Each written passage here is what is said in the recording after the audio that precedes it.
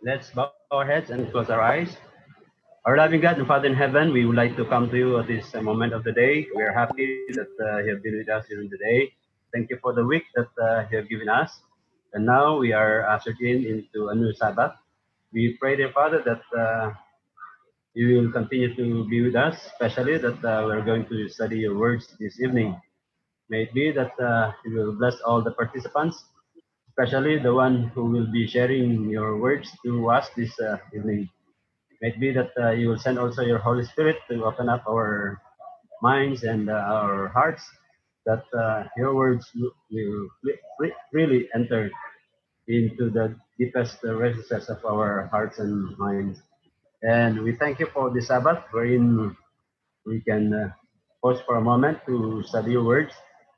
We pray, the Father, that you will send us the Holy Spirit to help us understand the things that we'll be studying this evening.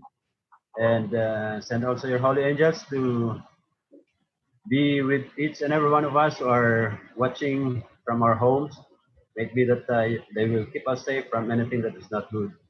And we thank you for the assurance that you're going to listen to our prayer this evening, because we are praying all these things through the blessed name of Jesus. Amen. Amen.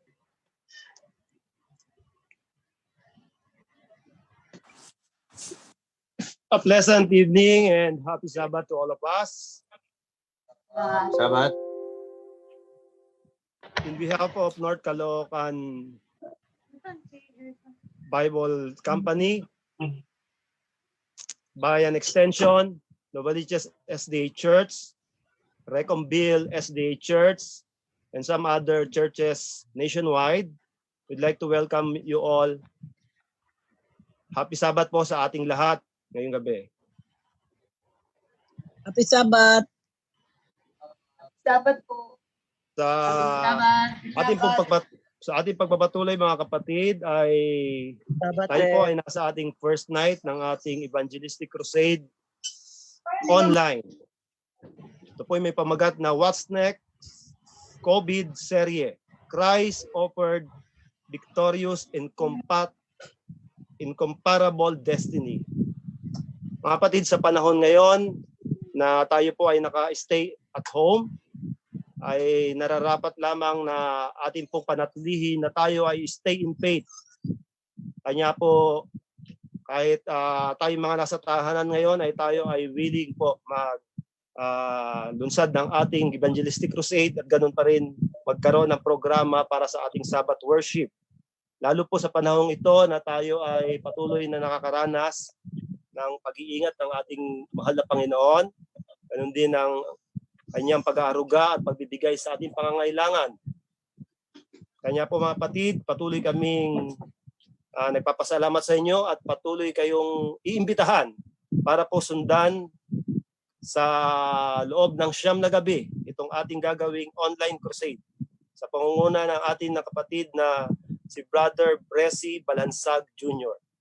Kapatid, sa panahon natin ngayon ay pinangangambahan na marami ang magkakaroon ng depression, ang mga mental health na mga problema in coming days dahil sa ating nararanasang pagkalungkot, pamamalagi sa bahay. Kaya napapanahon po mga kapatid na tayo ay magpalakasan sa bawat isa. Ganun din, i-reach out po natin yung ating mga kapatid, kapamilya, imbitahan natin makinig sa mga kantahanan nila para sila rin po ay makaramdam ng spiritual recovery. At ganun din para sila mabigyan ng proteksyon sa kanilang mga tahanan. So mga kapatid, sa ngalan po ng bumubuo ng Evangelistic Crusade na to, kami po ay nag-iimbita sa inyo. April 10 to April 18, ating pong subaybayan ito. In connection po sa cooperation po ng ating mga communication ministry, Light in the Dark Ministry, Gospel the World Terminator Ministry, ganun din po ang Gospel Commission at ang The Written Truth Ministry. Tayo po ay Facebook live worldwide. Kung kaya po kung mayroon din kayong mga katanungan, ay willing po tayong sagutin yan. at bibigyan tayo ng panahon ng ating resource speaker para tugunan ang inyong mga katanungan regarding sa ating pag-aaral. So for the program this evening mga kapatid, ay hayaan niyo po pasalamatan ko si Sister Laila Edar ng North Caloocan para sa kanyang pangunguna sa ating pag-aawitan. Ganon din po ang panalangin na ibinigay sa atin ng ating elder ng Susila Church, walang iba kundi si Elder Darwin Inomis. Pagkatapos ko po mga kapatid bilang inyong presider for this night, Brother Herson Alvarez ng Novaliches Church, ay susundan po ito ng isang health lecture. Magbumula po sa ating isang kapatid mula po sa AUP School of Nursing. Siya po ay walang iba kundi si Sister Teresita Hael. Siya rin po ay isang elder ng AUP at sa kasalukuyan ay nagtuturo ng isa sa mga instructor sa ating nursing school doon po. At siya po ay sa larangan ng mental health. Pagkatapos po ng ating health lecture ay tayo po ay makakapakinig ng special number na ipagkakaloob sa atin via duet. Ang magkapatid na Inomis, galing din po sa Susila Church. Sila po ay sila Simon Didi Inomis and Michael Inomis. And then we'll follow our speaker, Brother Presi Balansag Jr. from Arcelias Church, isa pong masigasig na mangangaral. At tayo po ay kanyang paglilingkod sa gabing ito na may kinalaman sa isang aklat, no? The Bible, na may napakaganda pong pag-aaral. Yan po ang ating magiging programa ng kapatid. Tatapusin po natin yan sa panalangin, walang iba kundi ng ating speaker. So mga kapatid, muli, good evening po sa ating lahat at sana po sa gabing ito ay tanggapin po natin ang pagpapala ng ating Panginoon sa ating lahat sa banal na araw ng Sabat na ito. Atin pong pakinggan ang ating health lecture.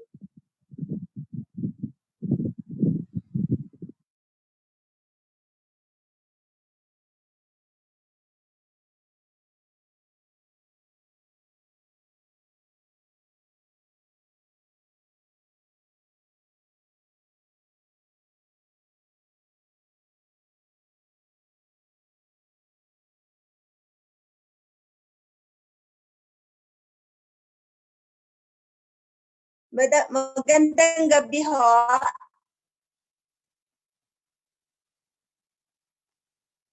Naririnig niyo ako? Kailangan ko pang lakasan? Yes, po. Tama na ang Okay na volume? po. Okay. Yes po. Very clear.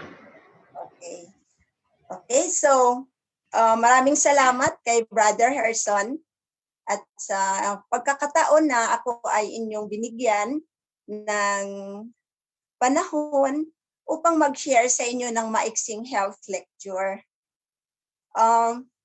Sapagkat ngayon ay unang gabi, pinili ko na ang ating pag-uusapan ay pinakapundasyon ng mga susunod pang health lecture. Tayo po ay nag-aaral tungkol sa nagkakaroon tayo ng mga health lecture upang maiwasan natin ang pagkakasakit. Di po ba? So ang aking topic po ngayong gabi ay foundation ng lahat ng health lecture. Sapagkat ngayong gabi, atin pong pag-uusapan ang tungkol sa infection. Lalo na ngayon, tayo ay nahaharap sa COVID-19 pandemic. So lahat ay takot magkaroon ng infection. Ano ba talaga ang infection? Ito ba ay may gamot? Paano ba ito maiwasan? Maiwasan pa ba ito? Paano ba ito? Ano ba ang solusyon sa infection? At paano ito nangyayari? Okay. So isa-isahin natin mga kapatid, mga kaibigan. Bago ako dumako sa pag-discuss ng tungkol sa process ng infection, meron muna tayong pag-aaralan ng mga salita. Sa karaniwang pananalita, ang mikrobyo or ang germs ay tinatawag nating mikrobyo, microorganism. Ang microorganism po na maaring magdala ng sakit, ang tawag sa kanila ay pathogens. Yan. So pag sinabing pathogenic, ibig sabihin itong mikrobyo ay nagiging sanhi ng infection. Okay. So pag sinabi namang grabe ang infection na kanyang madadala, kaya ang tawag sa kanya ay virulent. Okay, so kapag sinabi mong kagaya ng COVID-19, it is a very virulent pathogen. Ayan. So, no, so grabe siya, matindi ang infection na maari niyang dalhin. Na tayo? Ngayon, ang isang infection, ang isang mikrobyo, ang isang pathogen na maaring maging sanhi ng infection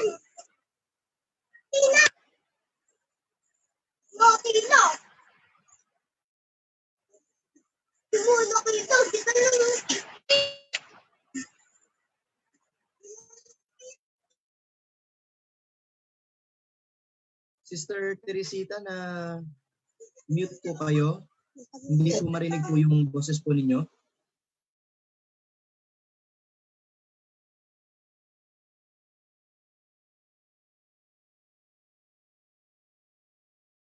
Voice po.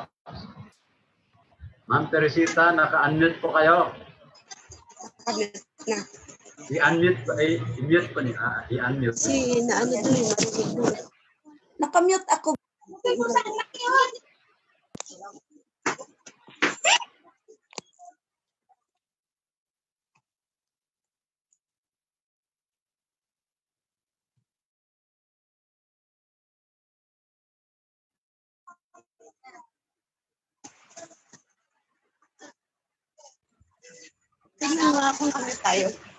Okay. Done. So, saan niyo ako narinig? Okay na po, Saan okay ako na po. tumigil? Okay na po. Ha? Okay na? Hindi ko na uulitin? Virulence po, sa virulence. Lang infection, tawag sa kanya ay pathogenic.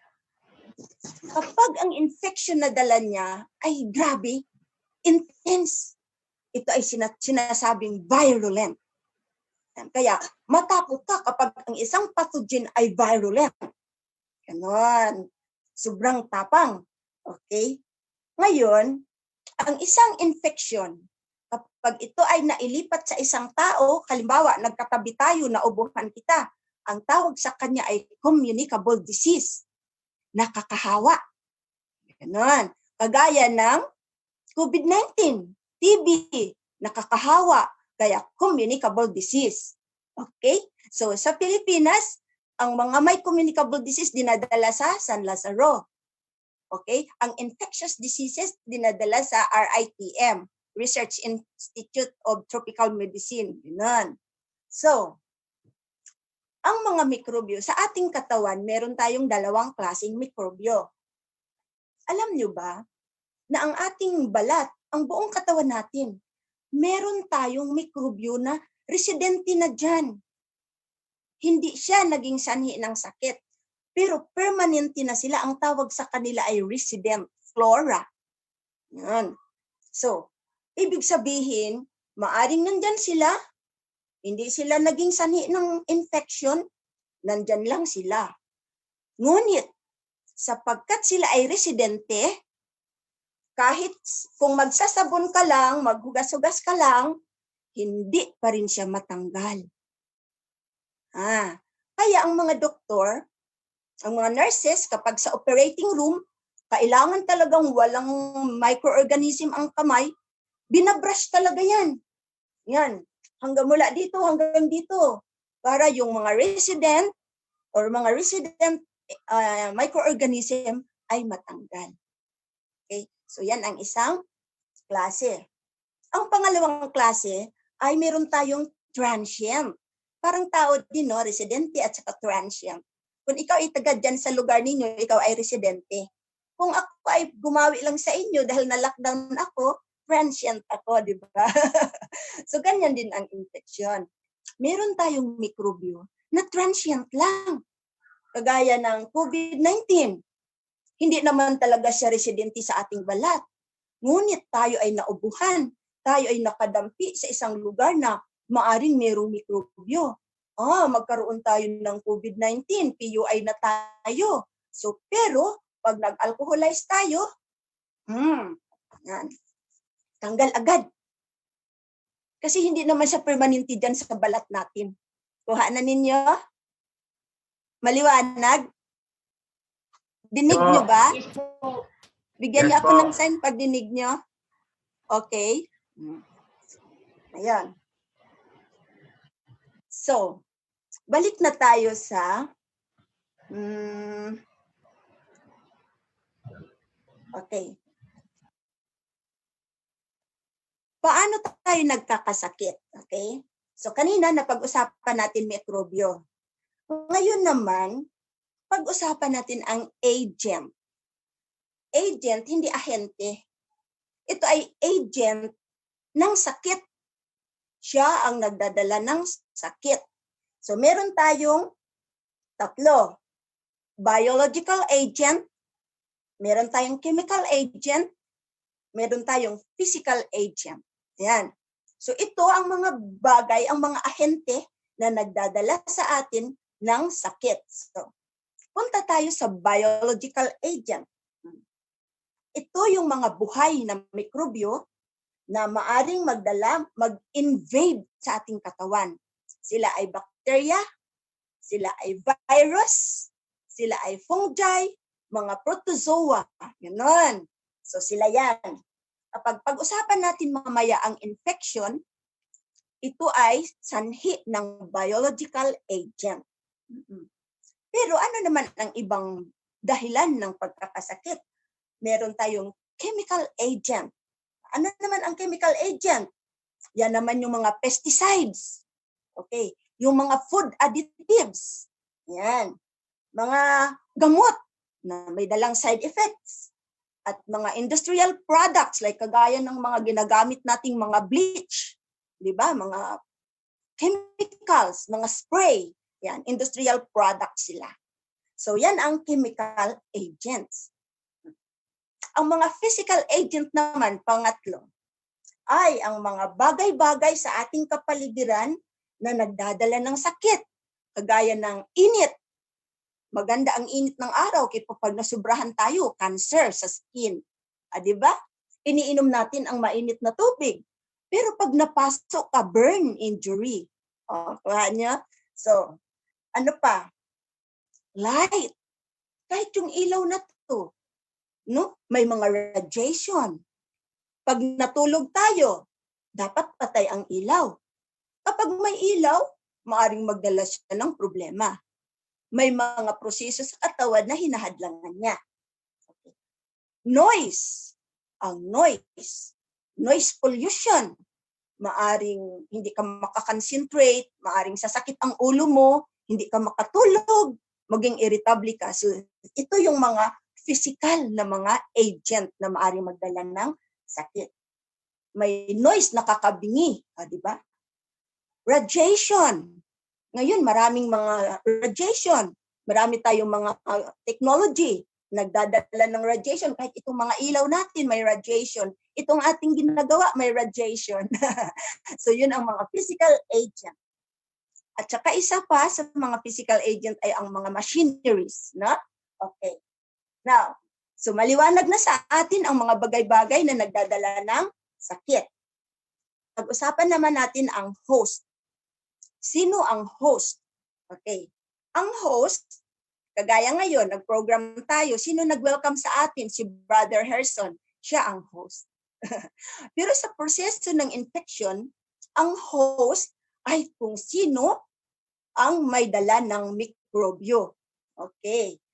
So kung ako ay may COVID-19, ako ang host ng mikrobyo na yan. Nakuha ninyo? So, ang host usually ay tao. Kung saan, doon nanggagaling ang yun ang target ng mikrobyo.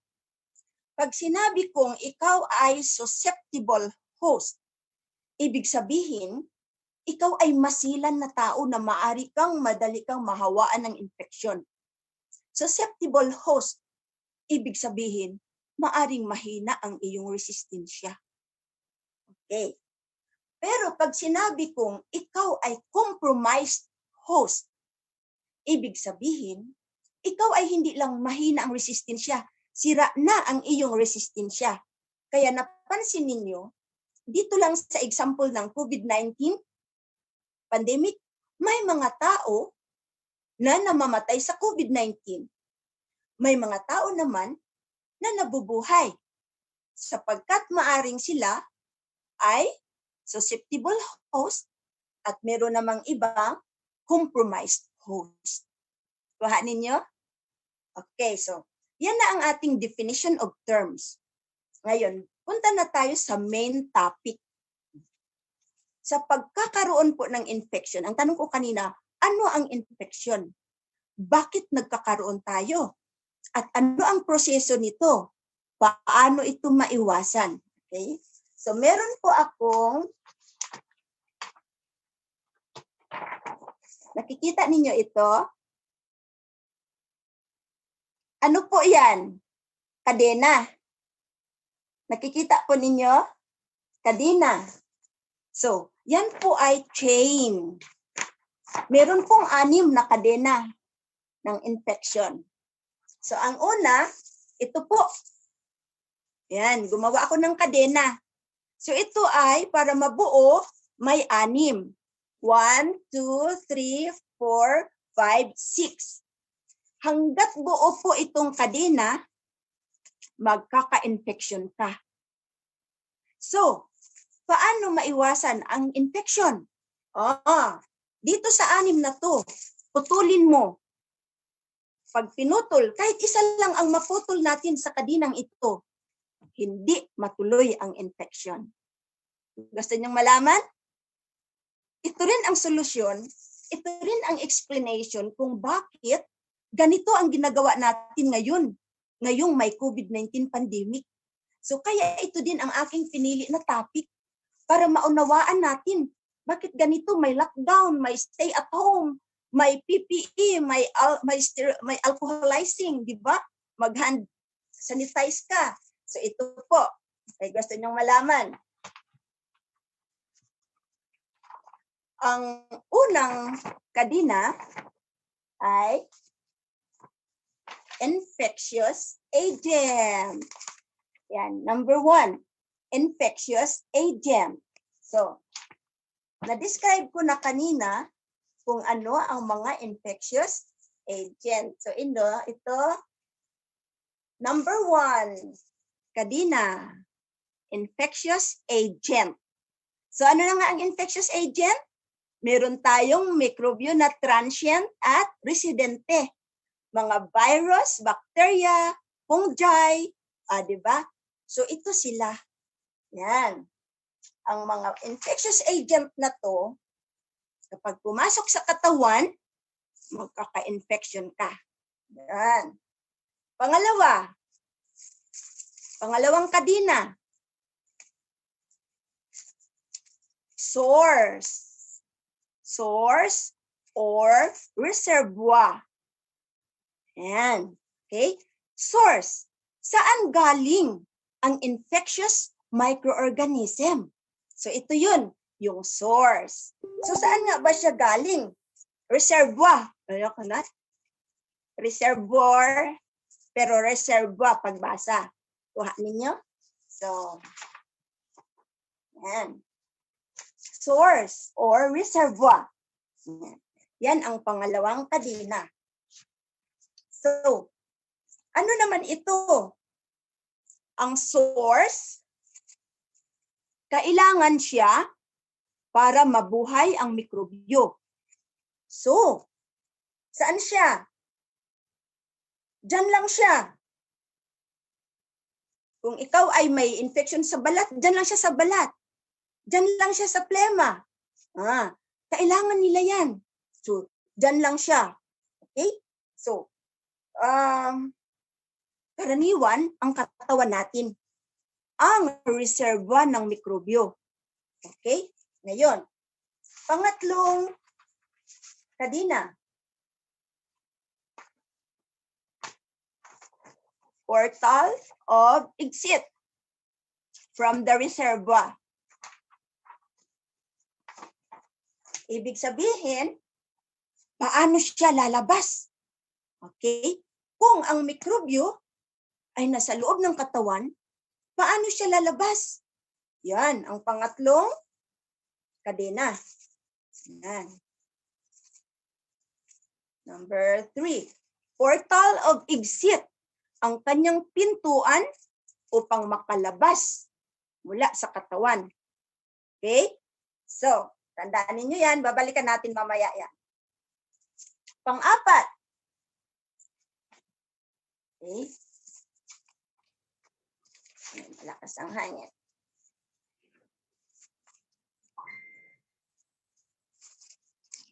So, portal of exit. Sige, ipaliwanag ko muna ang portal of exit. Paano nakakalabas ang mikrobyo galing sa reservoir? Meron tayong sinasabing direct contact, indirect contact, at meron tayong airborne.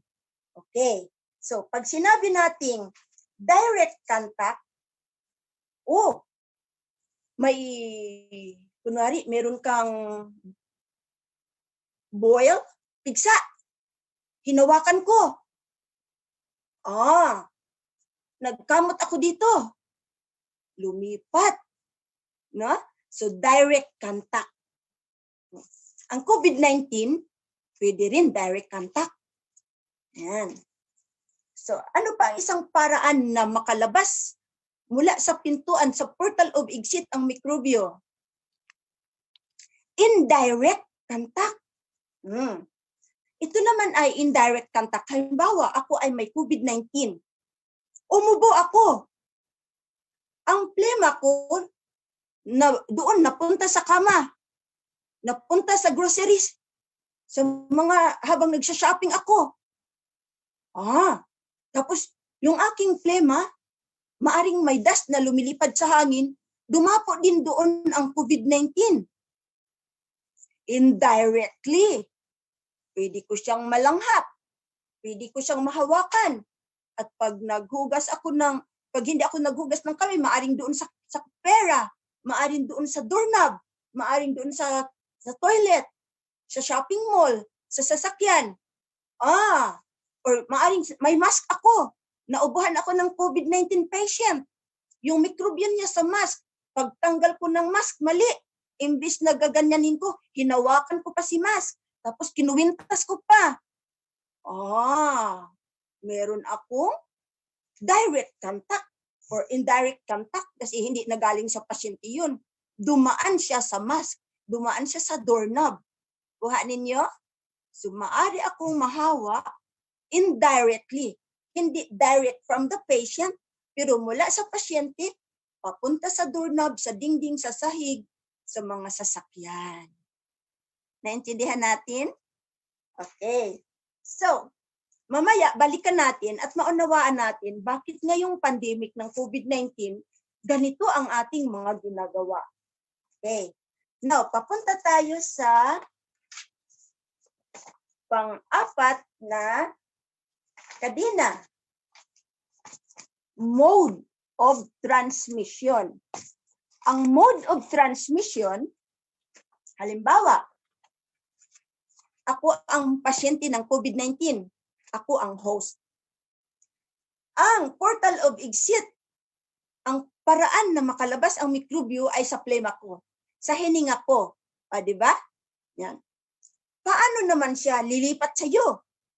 Paano naman mahahawa ang iba? Yan ang mode of transmission. Yan ang pinakatulay. Paano ang mikrobyo galing sa akin mapunta sa iba? Mode of transmission. Okay. So sa mode of transmission, maaring ito ay galing sa contact. Yan. Maaring airborne. Maaring vehicle transmission. Yan din ang sinasabi. Parehas din yan sa portal of exit. Kung paano siya lumabas sa pasyente, di ba? Kanina lumabas siya sa pamamagitan ng plema, sa pamamagitan ng hangin, sa pamamagitan ng mga surfaces. ganyan din siya. Papasok sa katawan. At ano ang kanyang mode of transmission? Ano ang kanyang bridge? Pwede din direct. Naubuhan kita. Indirect, maaring pwedeng sa mga surfaces at saka airborne. So, naintindihan na natin? So, ganyan ang paraan ng pag-transfer ng microorganism sa atin. So, ito na yung ating kadina. Meron na tayong pang-apat. Pang-lima. Ang pang-lima na kadina ay portal of entry. Portal of entry to the host. Yan. Paano daw siya papasok sa host? Yan. Kanina lumabas sa may sakit. Paano siya papasok sa taong kanyang hahawaan? Yan ang, okay, so, portal of entry to the host. Okay? So, alalahanin natin kanina, lumabas. May bridge, yung mode of transmission. Ngayon, papasok na siya sa host. So paano na nga ba?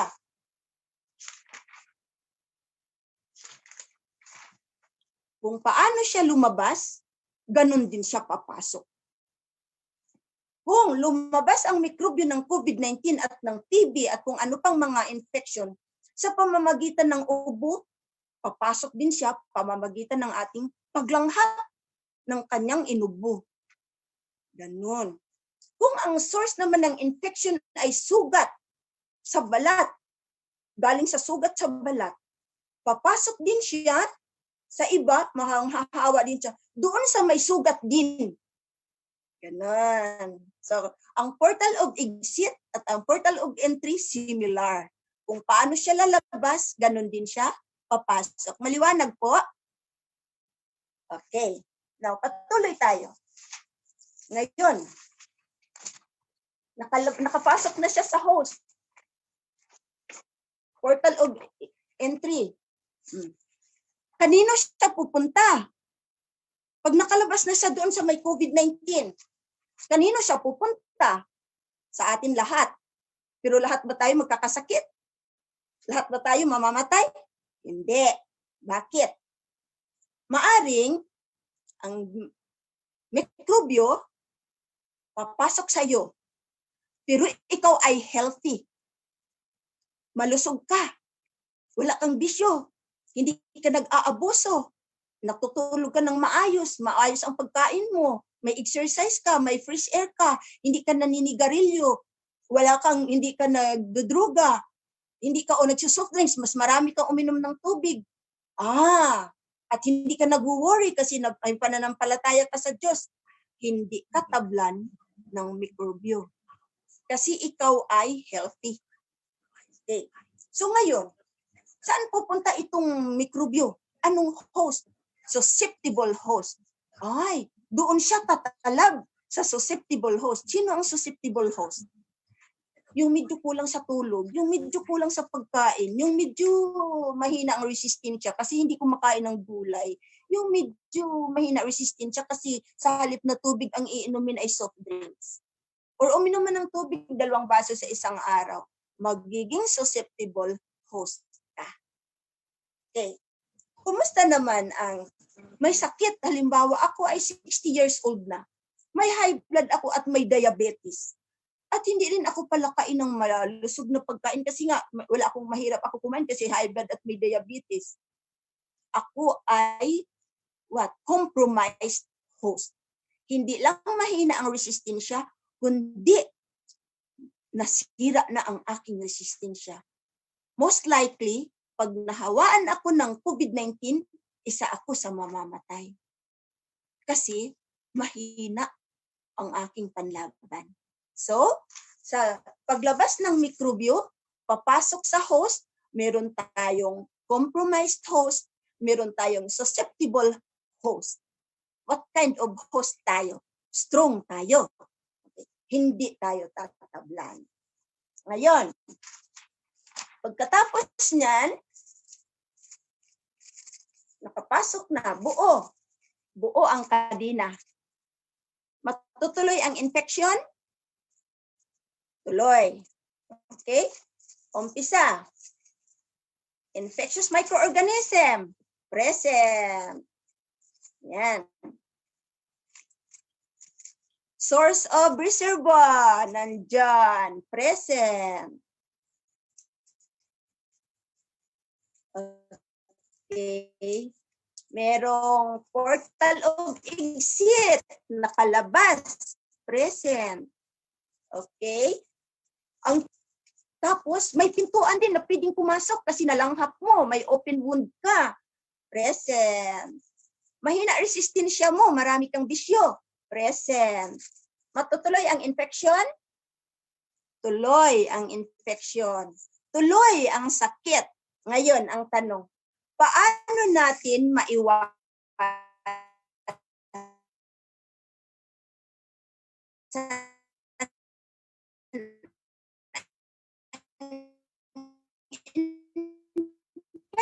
infection? Paano natin maiwasan ang infectious agent? Di ba ang mga mikrobyo, kaya tayo naglilinis, kaya tayo nagsasanitize, nagsasanitize tayo, kaya tayo nag-i-sterilize, pinapakuluan natin ang mga bote ng mga bata. Sa hospital, inuutoklib nila yung mga kumot, lahat ng mga sterile na mga gamit. Yan ang paraan upang ma-break ang infectious agent. So, kung tayo ay naglinis, nag-disinfect, nag-sterilize, tuloy ang infection? Hindi. Okay? So, hindi matuloy ang infection. Halimbawa, sa reservoir naman, reservoir. Halimbawa, hindi tayo nakapaglinis, hindi tayo nakapag-sterilize. Dito naman tayo sa step number 2, yung tinitirhan ng mikrobyo. Reservoir. Saan siya nakatira? Sa lalamunan ng may TB, sa lalamunan, sa plema ng may COVID-19. So ano ang gagawin natin para maiwasan yan? Okay? So meron ako para makita ninyo. Malapit na tayo. How to break portal of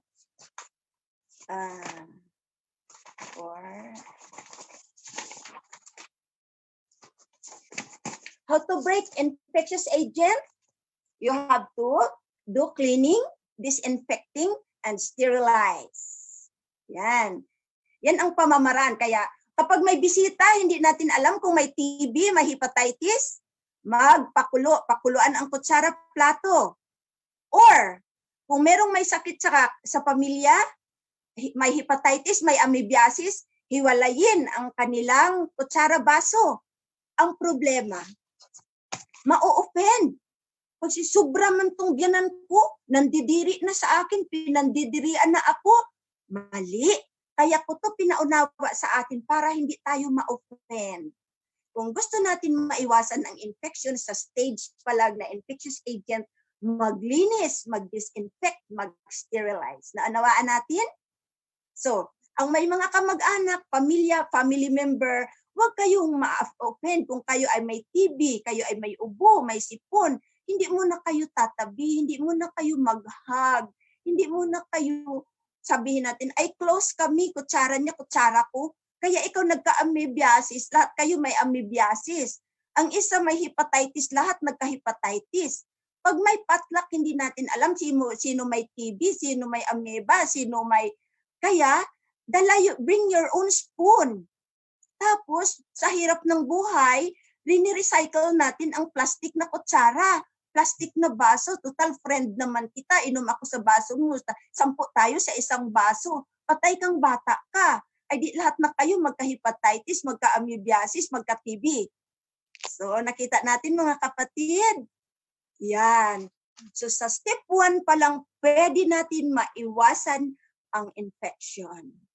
Huwag kalimutan, maglinis sa paligid. Kaya, bilang pag-iwas ng COVID-19, kalinisan ang una. No? Okay, pangalawa.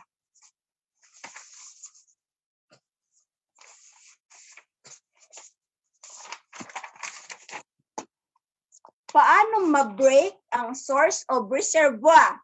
Yung pinanggagalingan ng mikrobyo. Hygiene, maghugas ng kamay. Natumba ang ating phone. Sandali lang. Okay? Maghugas ng kamay. Kung may sugat, palitan ang dressing. Kapag kayo ay nabunutan ng ngipin, pag wala na ang dugo, tanggalin na. Hindi kayo bukas pa ninyo tanggalin yung nana na yun. Nag-ano na ng mikrobyo. Ganon. So, ang sugat, linisin. Kapag may madumi, halimbawa, nagdura sa tabo or umihi, may infection, itapon ang maduming lalagyan. Halimbawa, sa ating bahay, huwag naman yung isang buwan tayo magbagong maglaban ng kumot, ng punda. Kasi maaring may laway na yun, maaring may hininga, maaring may infection ang nakatulog doon. So, kalinisan, no? Ayan. So, yan ang maiwasan natin, ang pinanggagalingan ng mikrobyo. So, hygiene. Brush your teeth. Magmumog. Kuha natin. Okay. Maligo. 3 times a day, or mura lang ang tubig, 3 times a day. Hygiene. Okay. How to break? Yung pang-apat.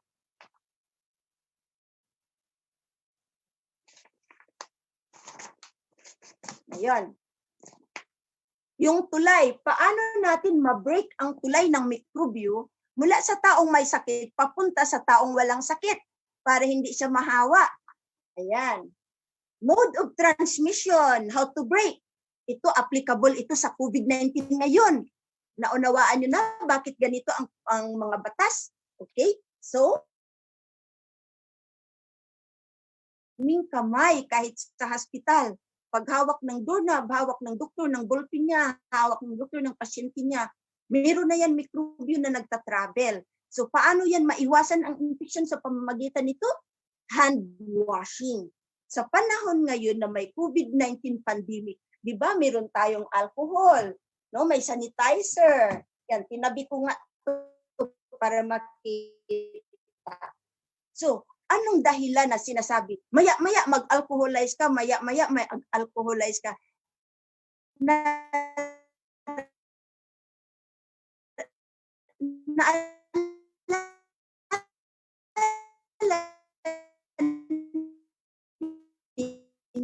Yung colonization na ay transient lang. So kung hindi natin alam kung nakahawak tayo ng pera na may COVID-19, nahawak natin grocery, may COVID-19, di ba? So kaya, maya-maya tayong pinapahugas ng kamay, maya-maya tayo pinagpa-alcoholize para maiwasan yung colonization, yung pagdami ng mikrobyo.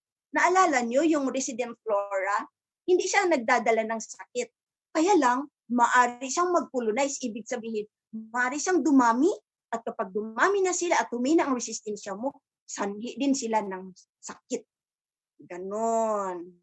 So, ayan, ito ngayon ang nag-i-explain sa atin kung bakit sa COVID-19 pandemic, kailangan natin hand washing, proper disposal of contaminated object.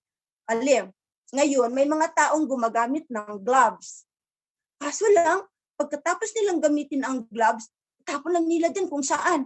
Ay di, kawawa naman yung basurero. No? So, dapat may tamang pamaraan ng pagtapon. Medical and surgical asepsis. Ito ay terminology ng doktor at nurses, mga medical professional. Pag sinabi mong medical asepsis, yan ay proper hand washing, ordinary cleaning. Pero pag sinabi mong surgical asepsis, yan yung paglilinis ng kamay ng mga sordo na binabrush. Talagang dapat walang mikrobyong matitira talaga kasi mag-o-opera sila. Dapat yan, alam nyo ba, ang sakit-sakit na yan ng mga kamay namin.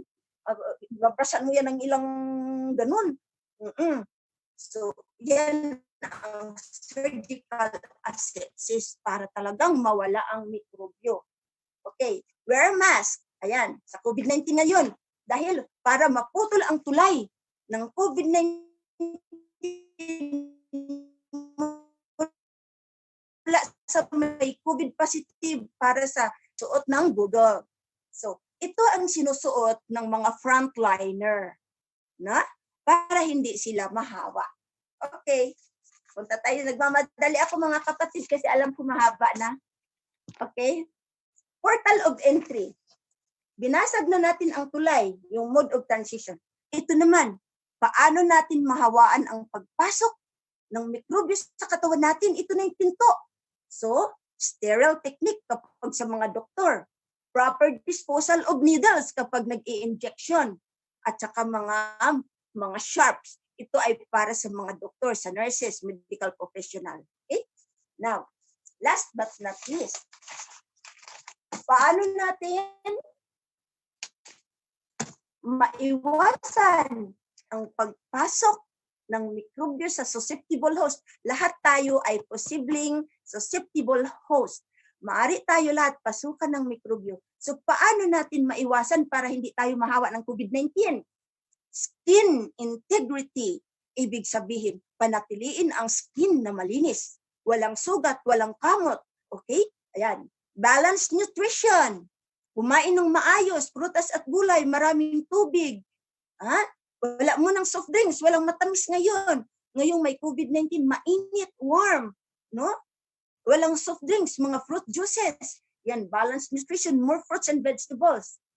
Exercise. Hindi tayo maka-exercise kasi lockdown. Di maghabulan kayo sa loob ng bahay. Ayan, ako kada palabas ko ng aso, nagwa 1,000 steps ako, kahit stationary, sige, takbo-takbo ako dyan. Kahit isipin nila, ano ako, di naman, alam ko naman, di ako si Raulo. Basta nag-jogging lang ako. Ayun. So, tapos, intact immune system. Ito mga kapatid, dito papasok ang new start.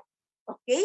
Sa intact immune system, alam nyo mga kapatid, ang COVID-19 hindi bacteria.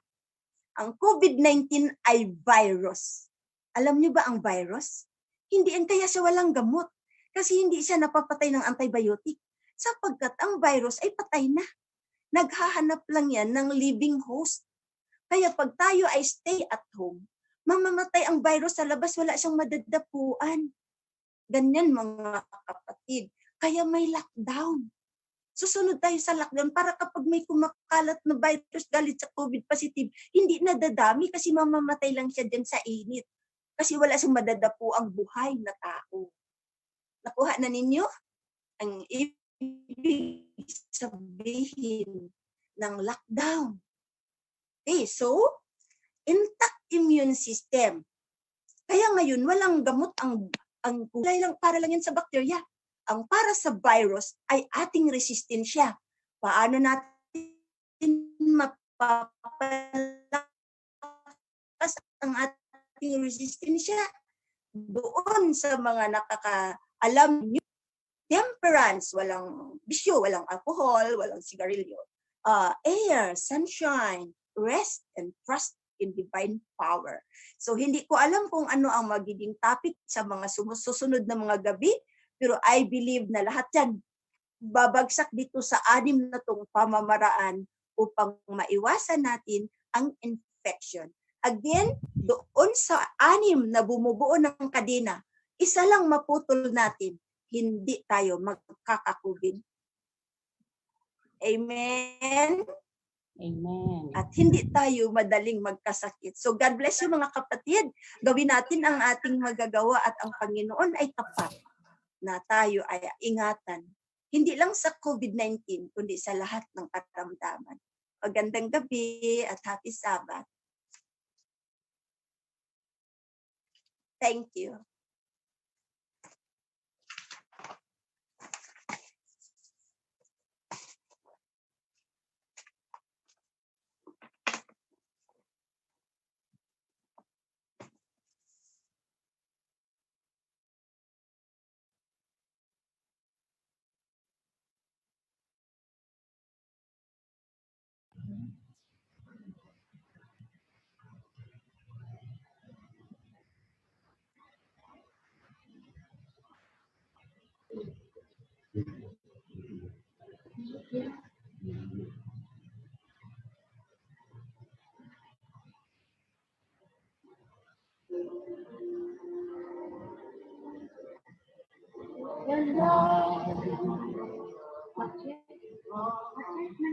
You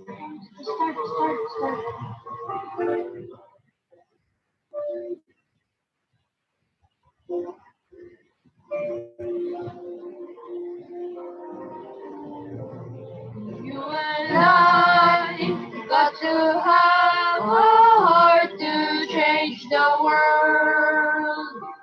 Let the song start to sing in every boy and girl.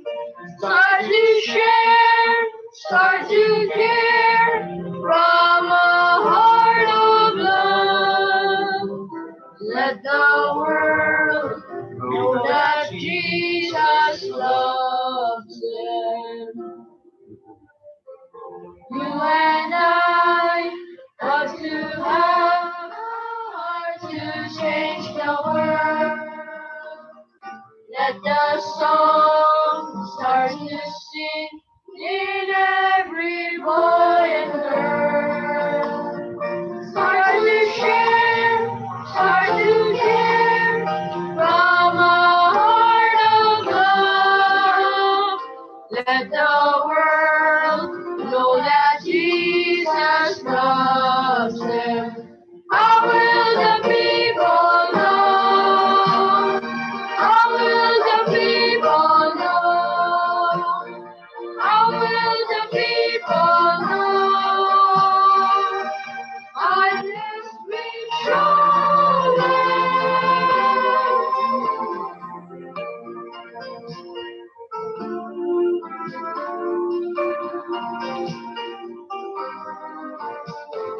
Jesus told us to go and share in every land, overseas, through the hills, across the desert sand. Start to share, start to care from a heart of love. Let the world know that Jesus loves them. How will the people know? How will the people know? How will the people know? Unless we show them. You and I got to have a heart to change the world. Let the song start to sing in every boy and girl. By God's grace, in God's strength, we can change the world. Let the world know that Jesus loves them.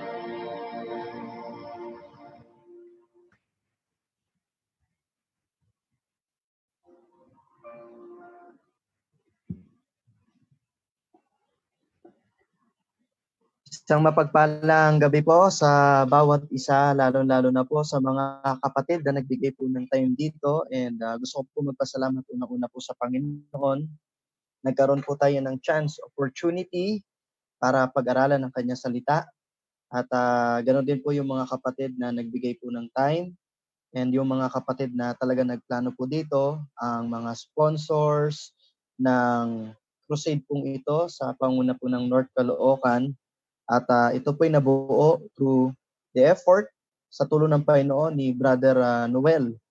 At binanggit nga po ni Brother Noel na magandang magkaroon ng crusade since meron naman pong quarantine and right now extended. So mga kapatid, isa po sa bagay na atin pong pag-aaralan ngayon ay isa pong paksa na magbibigay sa atin ng paraan at kaalaman sa pagbabago. Ano po? At doon po sa mga nakikinig, binabati po namin kayo ng magandang gabi at hindi po aksidente na napapakinggan nyo po ang programa pong ito, ang crusade pong ito. May reason po kung bakit po ninyo to napapakinggan and I do believe na ito po ay tulong ng Panginoon, lalong-lalo na po nasa gitna tayo ng kalamidad. Ang atin pong pag-aaralan ngayong pong gabi ay isang importanteng paksa. Yan. Isa pong napaka-importanteng paksa. Dahil ang atin pong pag-aaralan ay may kinalaman po. May kinalaman po sa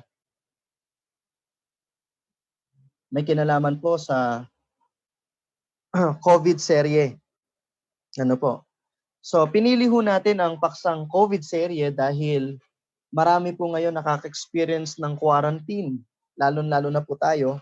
And marami pong pagkakataon na wala po tayong magawa, kundi ang tumambay, manood ng mga teleserye, Korean novela, at kung ano-ano pa. Pero this time, ito po ang isang bagay na hindi po kailanman maaaksaya. Isa hong pagkakataon na mas lalo po tayong mag-grow. Hindi lamang po physically, kundi more on spiritual na bagay. Ang COVID serye, minamahal po naming tagapakinig, ay isa pong krusada na inilunsad po sa tulong po ng mga kapatid na Seventh-day Adventists. Ang una po natin paksa ngayon under the COVID serye ay ang The Book That Can Transform You. Ang aklat na pwedeng magpabago sa'yo. Sa atin pong panahon ngayon, isa po sa nawawala sa atin pong panahon ay yung isang taong punong-puno ng pag-asa. In fact, kapag mayroong mga kalamidad, trahedya, sakuna, at kung ano man mga sitwasyon na tila ba negatibo ang dating sa atin, ang response ng atin pong kaisipan, automatic ay negative din. Ang ating iniisip, bakit nangyari to sa atin? Paano yung mga bagay na gusto kong makuha? Paano yung trabaho ko? Paano yung pagkain ko? Pero alam niyo po ba, sa banal na kasulatan o yung binabanggit nating aklat na pwedeng makapagpabago sa atin, isa po sa kanyang mensahe ay ang magbigay po ng pag-asa. Sabi nga po sa isa hong author, pagdating sa pag-asa, sabi niya, hope sees the invisible, feels the intangible, and achieves the impossible. Ang pag-asa daw po, nakakita siya ng mga bagay na hindi nakikita. Ito po'y nararamdaman, do hindi nahawakan. At yung mga bagay na imposible, ito po ay nakukuha. Kaya nga sabi nga po sa pag-aaral, medical, hope contributes to heart health.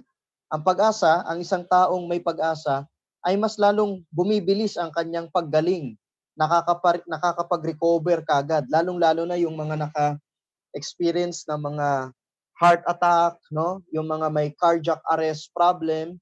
So sabi nga ng cardiac surgeon, hope is the medicine I use more than any other. Hope can cure nearly anything. So hindi lang, may kita natin na ang pag-asa, bakit siya importante sa tao? Sapagkat ang pag-asa ay paraan na makikita natin na magbibigay sigla sa atin pong pangatawan upang ipagpatuloy ang buhay. Pag tinanggal po ninyo ang pag-asa, napakahirap hong mabuhay sa mundo pong ito. Napakahirap mabuhay sa mundo pong ito. Ano po ang sinasabi tungkol sa pag-asa?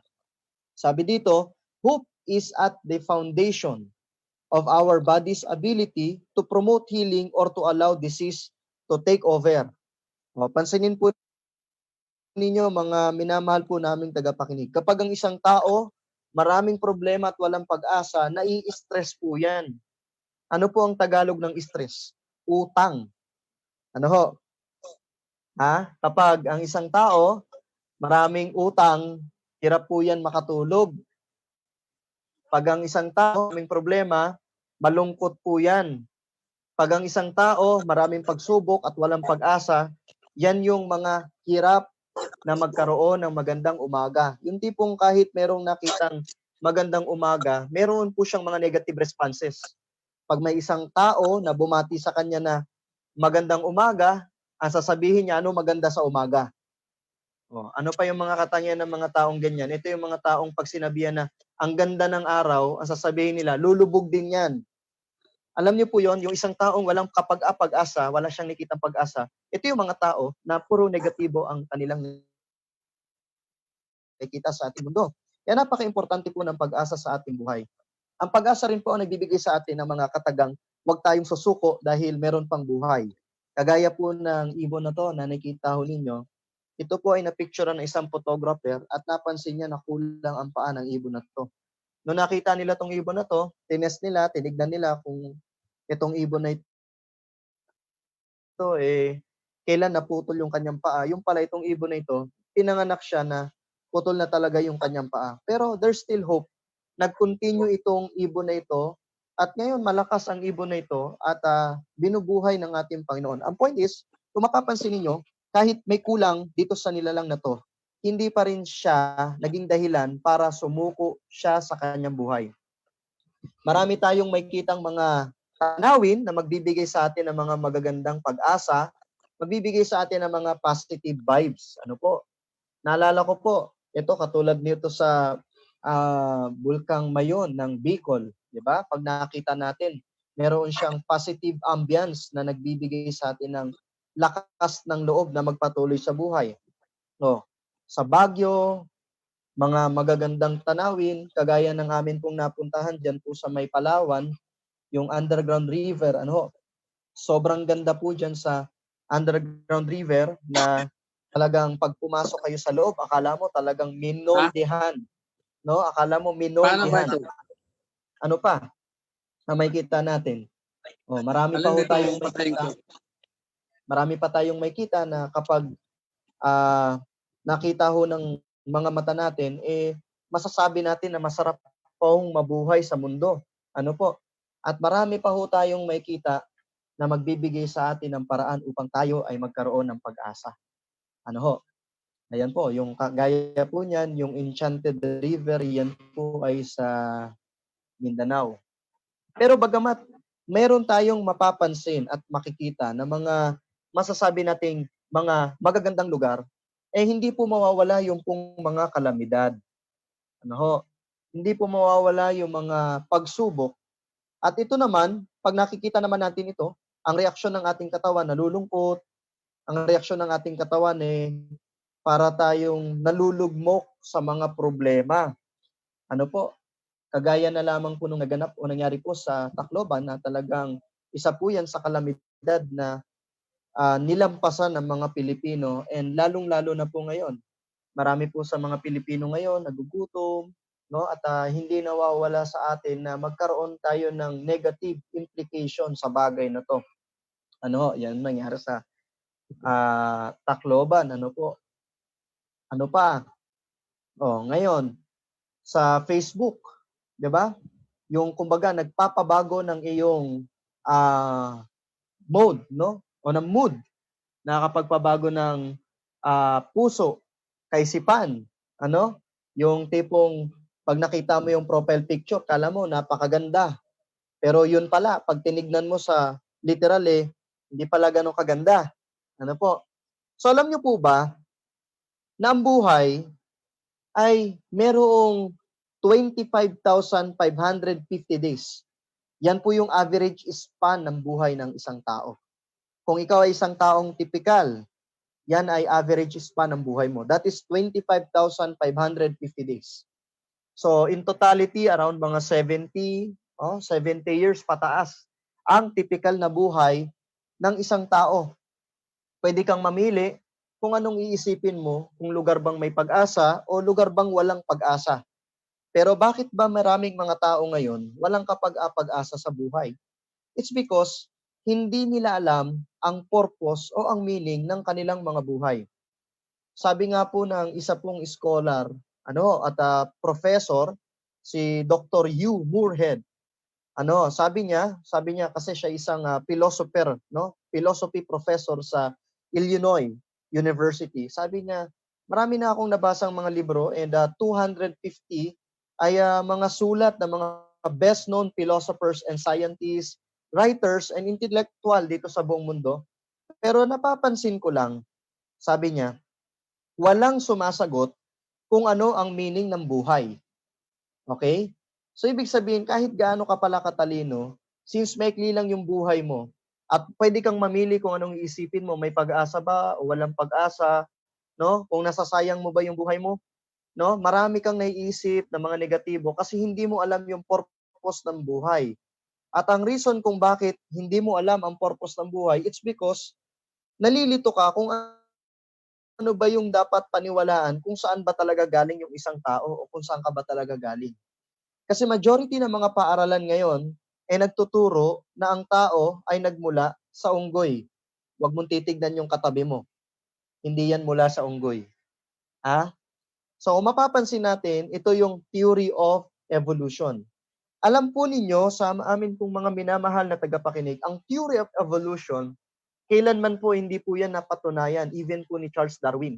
Marami pong mga absent na mga antecedent o yung mga sinasabi nilang Homo sapiens, Homo erectus, no, Homo habilis, yung kanilang transitioning, marami pong mga problema. Ano po?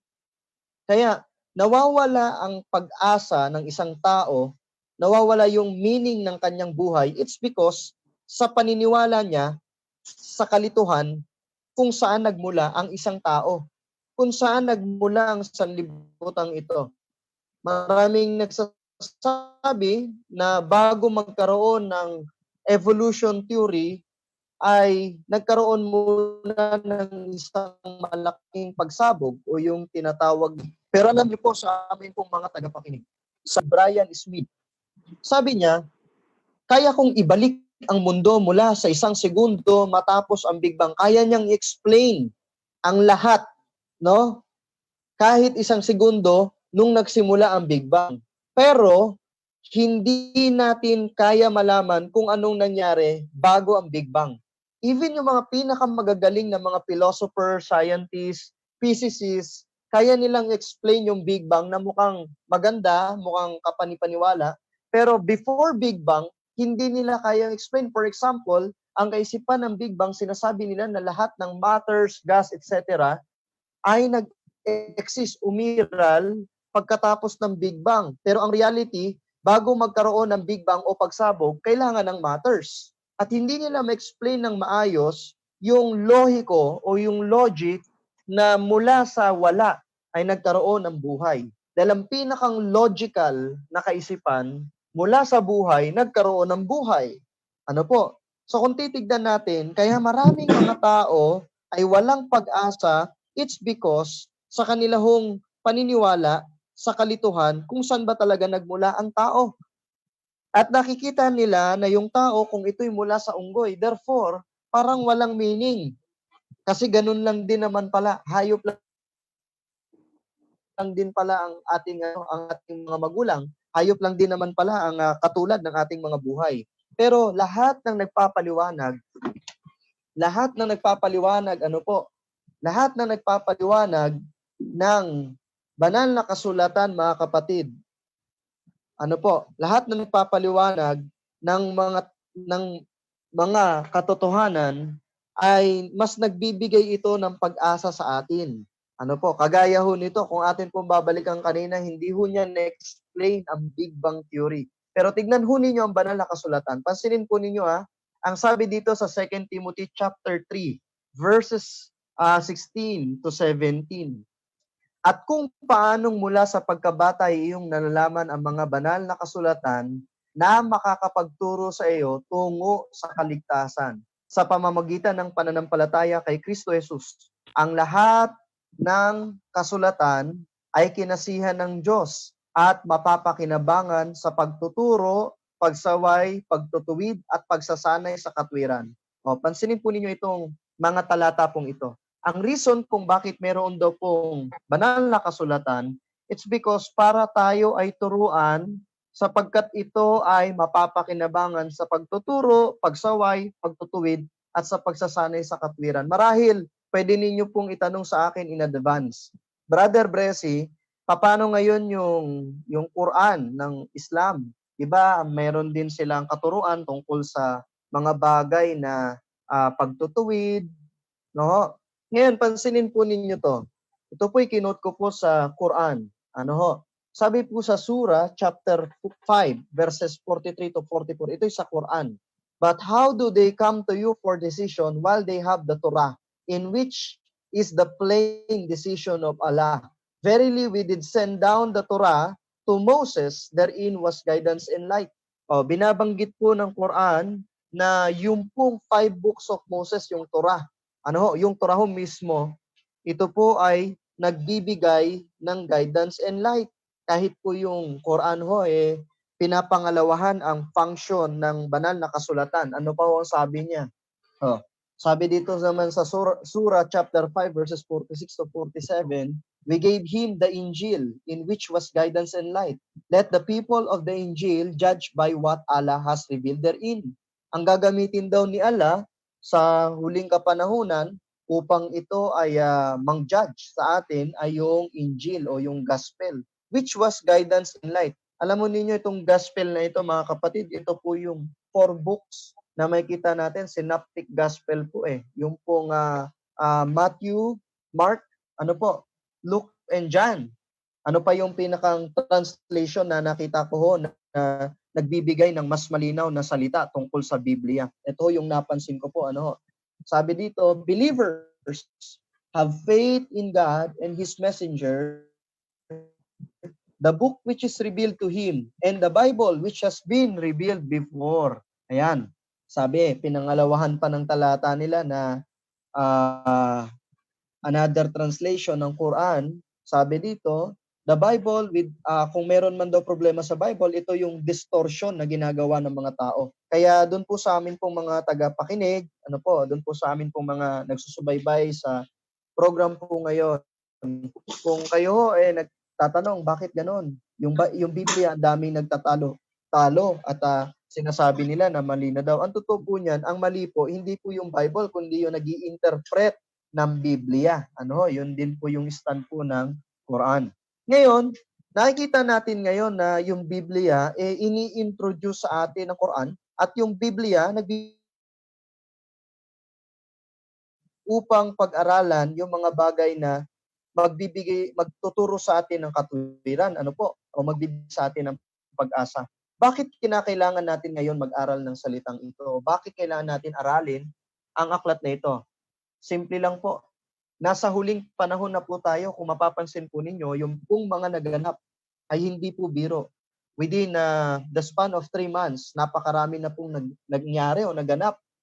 At tinatawagan na po tayo ng Panginoon na bumalik kasi alam ho ninyo, ang mga tao, mas bumabalik sila sa Panginoon kapag mayroon ng pagsubok na nararanasan. Pero kapag puno ang kanilang mga tiyan, hindi po nakaisip bumalik sa Panginoon. Kadalasan bumabalik tayo kapag may sakit na, kapag may mga problema na. Pero sa atin pong panahon ngayon, ito po'y mensahe upang bumalik tayo sa ating Panginoon. Alam po ninyo, lalong-lalo na ho sa atin pong panahon ngayon, marami hong mga tao ngayon, yung percentage ng mga taong pumupunta ho sa mga manghuhula is because gusto nilang malaman kung ano yung future.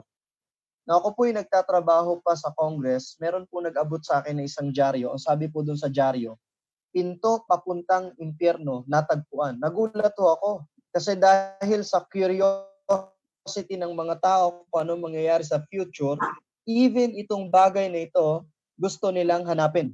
Sa ating panahon ngayon, bakit natin kinakailangan na magbasa nitong banal na kasulatan o paniwala ng banal na kasulatan? Simple lang ho. Tignan po ninyo nangyayari ngayon. Marami ngayon curious kung ano mangyayari sa mga susunod na panahon. Sunod-sunod na yung mga kalamidad. Tumaas din po ang rate ng mga krimen. Ito pong graph na ito is 2011 at dire-diretso po yung taas ng krimen starting ng 2011. Nagkaroon din po ng patayan kung saan-saang dako.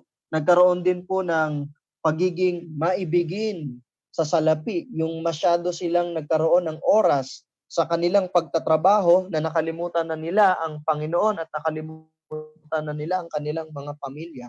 Na lagi nilang iniisip at sinasabi na kailangan nila magtrabaho. At ang COVID, pinadala ng Panginoon, pinahintulutan niya para maunawaan ng mga tao ngayon na walang ibang makapangyarihan kundi siya. At kahit ano pa ang posisyon mo sa buhay, kung ano pa, magkano pa ang laman ng bangko mo, wala siyang pakialam doon. Ang pinapakialam sa ating panahon ngayon, magkakaroon ng mga taong maibigin sa salapi. Di ba? Ang dami ngayon na hindi naman masama na magkaroon ng salapi. Ang masama ay ibigin mo ang salapi ng higit sa iyong mga sa iyong Panginoon. Kaya nga para ho sa akin po ang pagba-Bible study, even po yung mga taong nauubos yung oras sa pagtatrabaho, nakakalimutan ng manalangin, ito ay parte ng pagiging maibigin sa salapi. Dahil binabawasan mo ang oras mo sa Panginoon. Itinutuon mo sa iyong pagtatrabaho. Ano pa ho?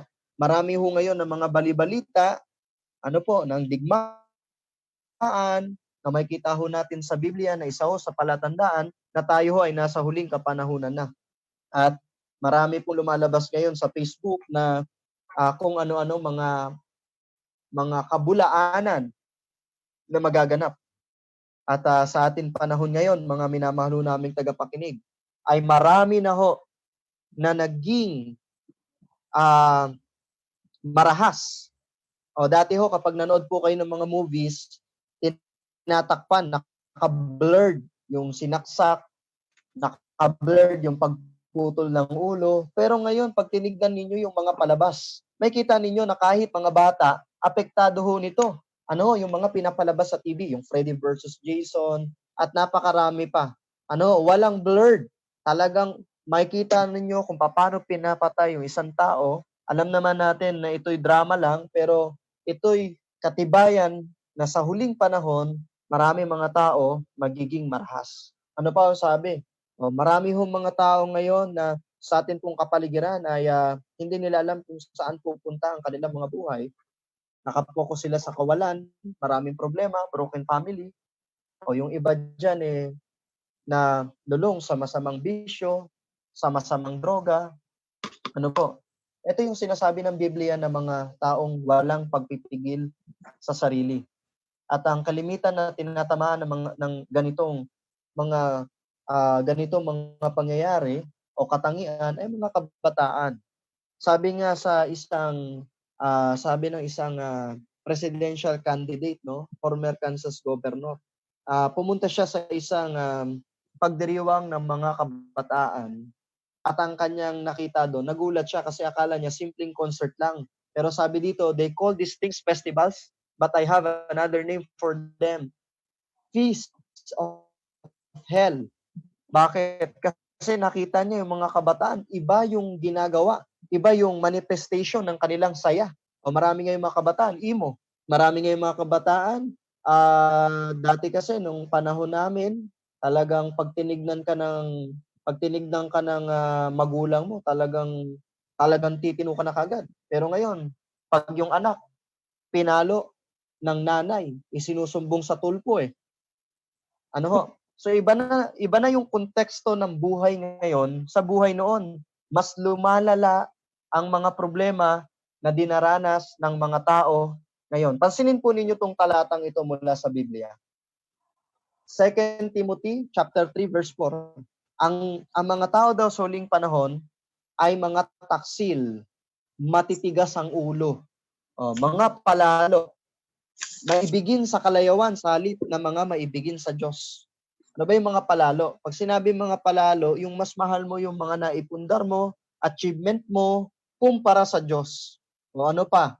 Tignan ho ninyo, maibigin sa kalayawan. Anong ibig sabihin na maibigin sa kalayawan? Ito. Gustong mag-inom kaysa mag-ice cream. 'Di ba? Mas masarap mag-inom. Pansinin ho ninyo mga kabataan natin ngayon. Yung pong mga kabataan, pag sila ho ay in-invite ho ninyo na sumama ho sa Bible study, iwas ho ng iwas. Pero pag in-invite nyo ho yan sa mga pagpunta ng panonood ng sine, libre sa labas, ang bibilis ho ng mga kabataang pumunta. Pero pag in-invite ninyo ng Bible study, ayaw.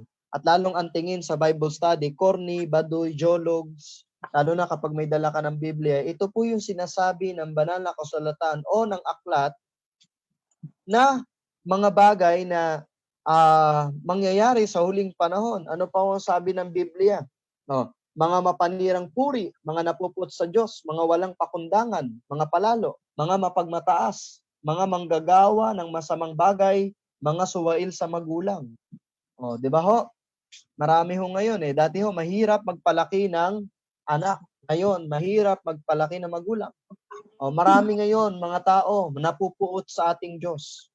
O, bakit sila napupuot sa Diyos? Nagugulat nga ako.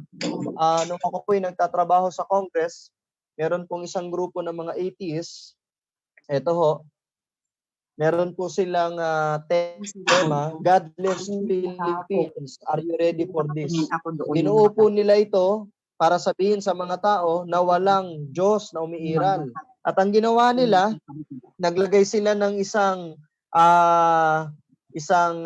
casket sa harap ng gate. At doon sa casket na yon, merong nakalagay, God, no? Sinasabi nila na ang Diyos ay patay na. Ngayon, ano pang binabanggit ng Biblia sa huling panahon? O ito ang sinasabi po ng Biblia. Napuno sila ng lahat ng uri ng kasamaan, kalikuan, kasakiman, kahalayan, puno ng inggit, pagpaslang, pag-aaway, pandaraya, katusuhan, may hilig sa chismis. Ayoko na po sanang sabihin, pero tignan nyo na lang ho. 'Di ba? Mga may hilig sa chismis. Kaya lumalaga na po yung balita sa Facebook eh. Kung meron ka daw unang i-quarantine, dapat daw yung mga chismoso-chismosa. Pero kailangan daw magpasalamat sa kanila. Bakit? Kasi sila yung nagbabalita kung meron ng relief. Di ba? So, yan yung mga palatandaan na nasa huling panahon na tayo. Yung mga taong may hilig sa chismis. Ano po? Ano pa? O ang sabi doon, di ba? Lahat ng uri ng kasamaan. Nakakalungkot isipin, marami ho sa atin ngayon yung pong sumusunod na ho sa kalayawan ng sanlibutan na ano ho, meron pong tinatawag na same-sex marriage. O nagmula po sa iba't ibang mga bansa at ngayon po sinsalang ho yung pong mga batas na kaugnay dito sa same-sex marriage na ito. O ano ang sinasabi po ng Biblia tungkol dyan? Sa huling panahon, ang sabi sa Roma 1:27, at gayon din naman ang mga lalaki nang iwan ng likas na pakikipagtalik sa mga babae, nag-alab sa kanilang pagnanasa sa isa't isa. Gumagawa ng kahalayan ng mga lalaki sa kapwa lalaki at tumatanggap sa kanilang sarili ng kaparusahan ng kanilang pagkakamali. Ibig sabihin po, dumadami po yung mga ganyan. Ano po yung mga ganyan? Hindi po lahat ng gwapo ay meron pong girlfriend. Sa atin pong panahon, marami po ngayon sa kanila puro boyfriend. Ano po? Kaya, ito po yung mga palatandaan na nasa huling panahon na tayo at yung pong mga tahasan na mga salita, even sa mga awit, no, na binabanggit na parang may pagpambabastos sa Diyos o kagaya ho nito. Yung Lord, tawad ni Basilio. O sabi niya doon, di ba? Problema po ako at wala akong pang-inom. Ang hina ko sa iyo, yun ang hinala ko noon. O, binabanggit po niya. So mapapansin natin sa atin pong pinag-aaralan ngayon. Una, ang Biblia ay meron binibigay sa ating pag-asa. Ito po'y sinaksihan even po ng Quran. At ang pag-asa ay isa sa pundasyon na meron ang mga tao. Paraan ng Diyos upang mas lalo tayong mabuhay ng maayos. Pero ano pa ba ang binibigay sa atin na mensahe ng banal na kasulatan? Ito po, sabi ho dito, sin really does exist. Sabi ni Carl Menninger, ang kasalanan daw talaga ay umiiral. Ito yung isa sa binibigay na mensahe ng banal na kasulatan. Ito yung isa sa binibigay niyang kumbaga katotohanan na meron talagang kasalanan na nag-i-exist. Pero saan ba talaga nagsimula ang kasalanan at ano ba talaga ang antidote ng kasalanan para makita natin yung grand hope o pag-asa na tataglayin ng mga tao. Sabi ho sa aklat ng Genesis chapter 1 verse 31, sabi dito, nakita ng Diyos ang lahat ng kanyang nilikha at ito ay napakabuti. Nagkaroon ng gabi at nagkaroon ng umaga ng ika-6 na araw. Sumunod, ang ginawa ho ng Panginoon, kaya't nilalang ng Diyos ang tao sa kanyang sariling larawan. Ayon sa larawan ng Diyos, siya nilalang. Siya'y kanyang nilalang na lalaki at babae. Ito ho, magandang ginawa pa ng Panginoon. Ano ho? Gumawa ang Panginoon ng katuwang ng lalaki. Sinabi ng Panginoong Diyos, hindi mabuti na ang lalaki ay nag-iisa. Siya'y ginawa or igakan niya. Kaya ang ginawa noon, ayon po sa talata, sa mga sumunod na talata, kinuha niya po ang isang tadyang ng lalaki, pinaghilom ang laman sa lugar niyon, ito po'y ginawang isang babae, siya po ay si Eva. At ang tadyang pong yan ay malapit po sa puso ng lalaki. Kaya po yung mga lalaki dapat hindi ho nanakit. Kasi nilikha ho si Eve na malapit sa puso ng lalaki upang ito'y proteksyonan at hindi po mula sa paa ang buto na pinagkuwanan kay Eva. Ano po? Kaya napaka-importante. Lahat ng ginawa ng Diyos, mga kapatid, ay mabuti, maganda, at walang problema. Yun nga lang, sa atin pong pinag-aaralan, meron pong isang nilikha ang Diyos na perpekto at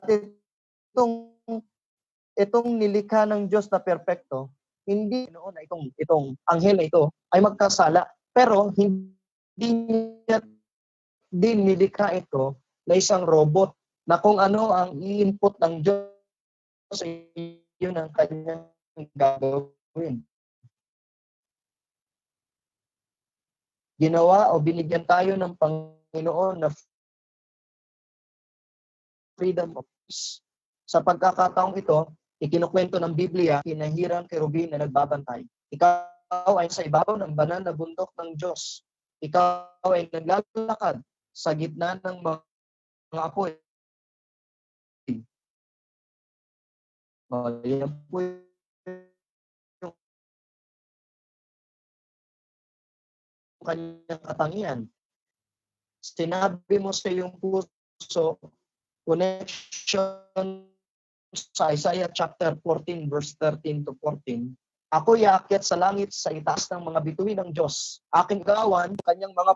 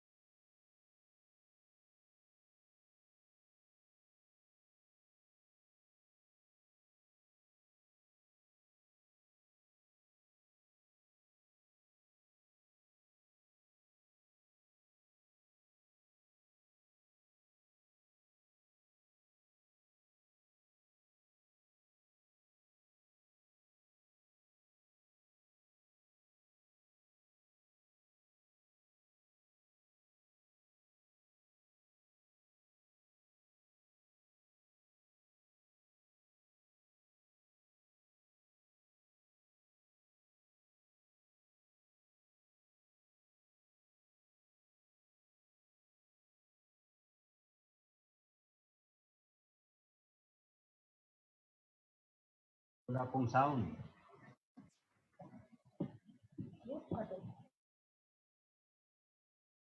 based sa mga historical facts, ang ahas ay may pinakamagandang boses ng panahon na yon. Siya'y lumilipad at siya'y umaawit. Siya nga ho, ang sabi ho nga ng Biblia, cunning creature, nakakabighaning creature. Ano ho, hindi naman ho ganito yung itsura niyan. Ayan, hindi naman ho ganyan ang itsura. Ano po, ng ahas. Sabi nga ho sa Genesis chapter 3, ano ho, yung ahas, sabi dito, subalit sinabi ng ahas sa babae, tiyak na hindi kayo mamamatay sapagkat nalalaman ng Diyos na kapag kayo'y kumain noon ay mabubuksan ang inyong mga mata at kayo'y magiging kagaya ng Diyos na nakakakilala ng mabuti at masama. Pansinin po ninyo ang ginawa po ng kaaway o ginawa po ni Satan. Sabi dito, ininput ni Satan ang kaisipan na kapag nagkasala ang ating mga unang mga magulang, tiyak na hindi sila mamamatay. No? Pero sinabi ng Diyos kapag kinain nila ang prutas ng pagkakaalam ng mabuti at masama, tiyak na sila'y mamamatay. So pinapakita ni Satan na yung kasalanan na gusto niyang gawin ay pagbabali ng katotohanan na sinasabi ng Diyos. Pagmumukain niyang tama yung kanyang ideya, pero yun pala, mali sa harapan ng Diyos. Kaya nga sabi ho dito, for many in society to go and sin en masse, many people must first be persuaded that a sin is not wrong. Yan po ang ginawa ng dyablo, na ang kasalanan ay hindi mali. Ano po? Bakit hindi mali? Pansinin po ninyo. Ang sabi ho ng Panginoon, kapag kumain kayo niyan ay malalaman ninyo ang tama at mali. Ang tanong dyan, masama bang makaalam ng tama at mali? Siyempre, ang sagot natin, hindi masama. Yan ang gustong palabasin ni Satan. Pero ang totoo po niyan, masamang malaman ang tama at mali dahil nung panahon na yon, ang Diyos ang may katangian lamang na makaalam ng tama at mali.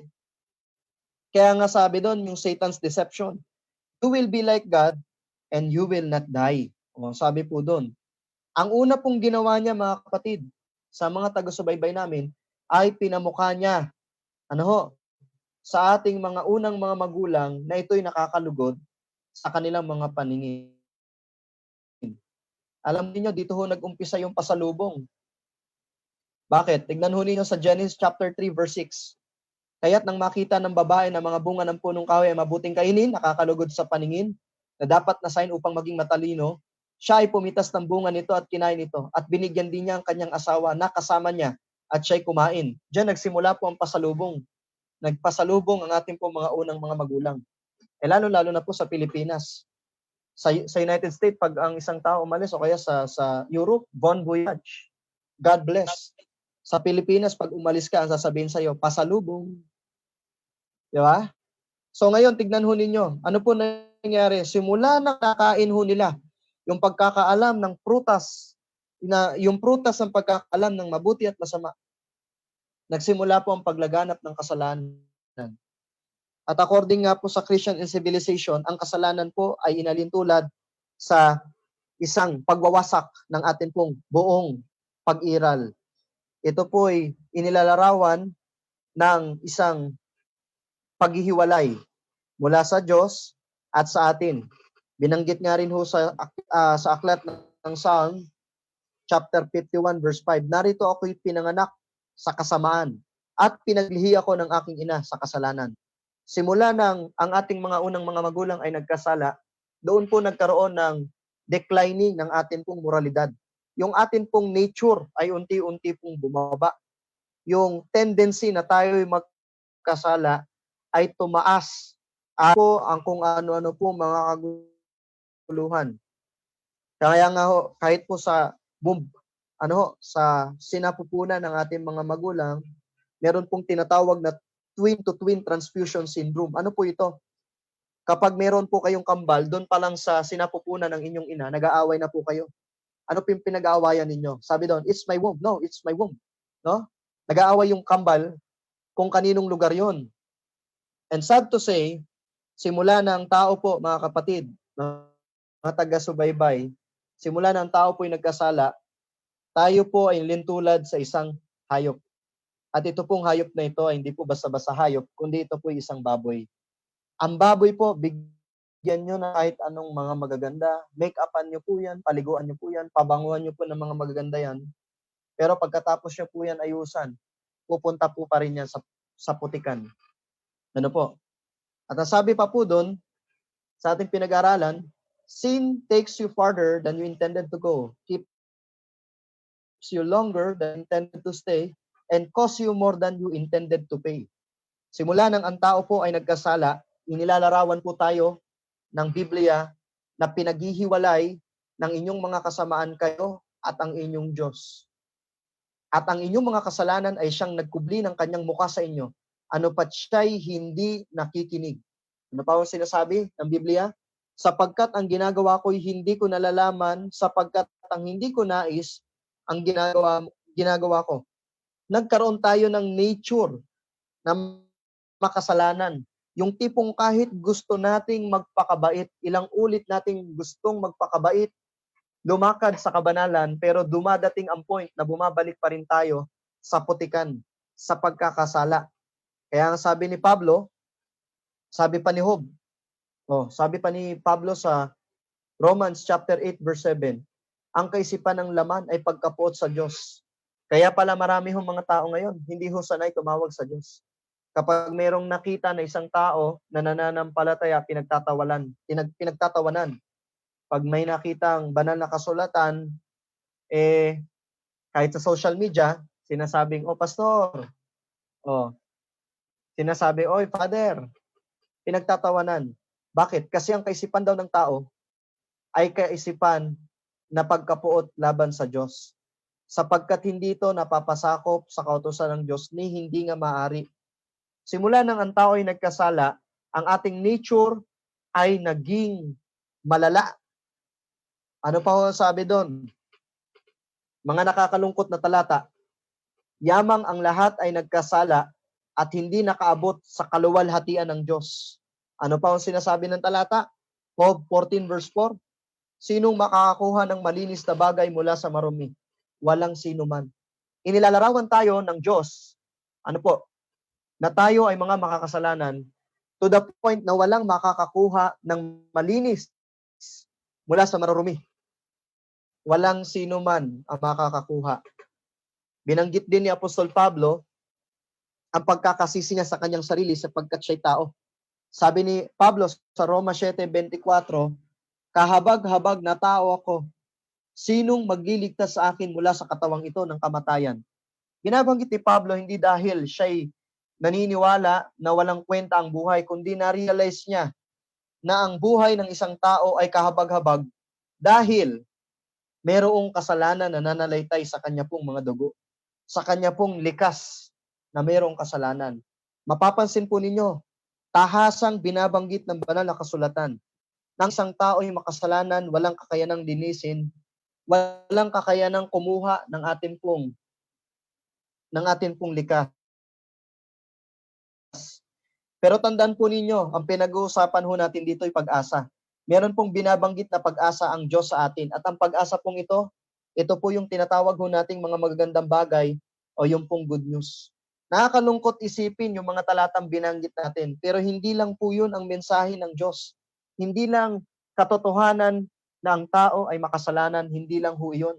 Kundi merong binabanggit ang Diyos sa atin na isang paraan kung paano tayo magiging malinis. Ito'y pinatunayan sa atin ng Panginoon. Kaya nga ang sabi sa John 1:1, sa simula ay ang salita, at ang salita ay kasama ng Diyos, at ang salita ay Diyos. Kinabukasan nakita ni Juan si Jesus na lumalapit sa kanya at kanyang sinabi, "Narito ang kordero ng Diyos na nag-aalis ng kasalanan ng sanlibutan."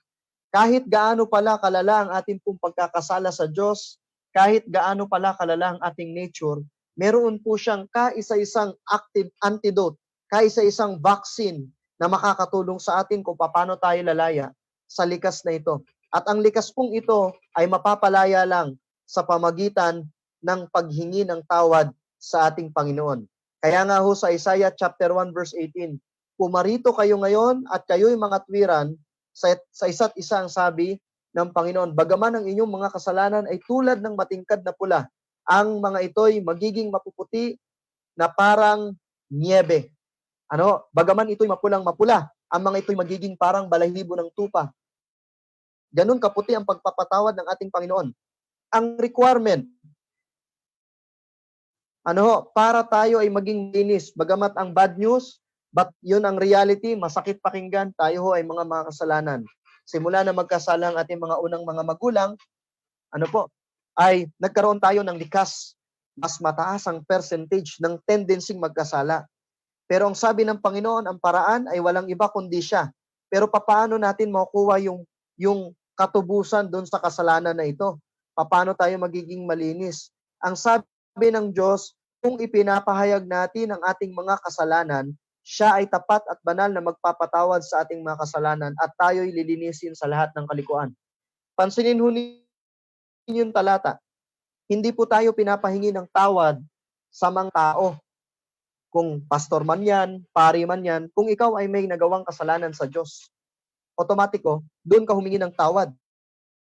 Hindi mo kailangan pumunta sa mga rooms, cubicle, para lang may kausaping isang tao na sinasabing banal itong taong ito, magdadasal ka ng ilang ulit, paulit-ulit na panalangin, at ikaw ay patatawarin ng Diyos. Hindi ho. Sinasabi ng Biblia na ikaw ay pwede nang dumirekta sa ating Panginoon. Siya'y manganganak na isang lalaki at ang pangalang itatawag mo sa kanya ay Jesus, sapagkat ililigtas niya ang kanyang bayan sa kanilang mga kasalanan. Mga kapatid, ang function ng ating Panginoon ay walang iba, kundi ang pagliligtas sa atin pong mga pagkakasala. At ang kaligtasan pong ito ay hindi po kinakailangan ng gawa. Ang kaligtasan pong ito ay sa pamamagitan ng biyaya, hindi sa pamamagitan ng gawa, dahil kapag sa gawa, ibabase ang kaligtasan, meron po tayong pwedeng ipagmalaki. Pero kapag wala tayong basihan na paggawa, wala po tayong ibang basihan ng kaligtasan, kundi ang biyaya lamang ni Kristo. Hindi sa pamagitan ng pagsunod sa utos para maligtas, kundi kailangan tayong manampalataya kay Kristo.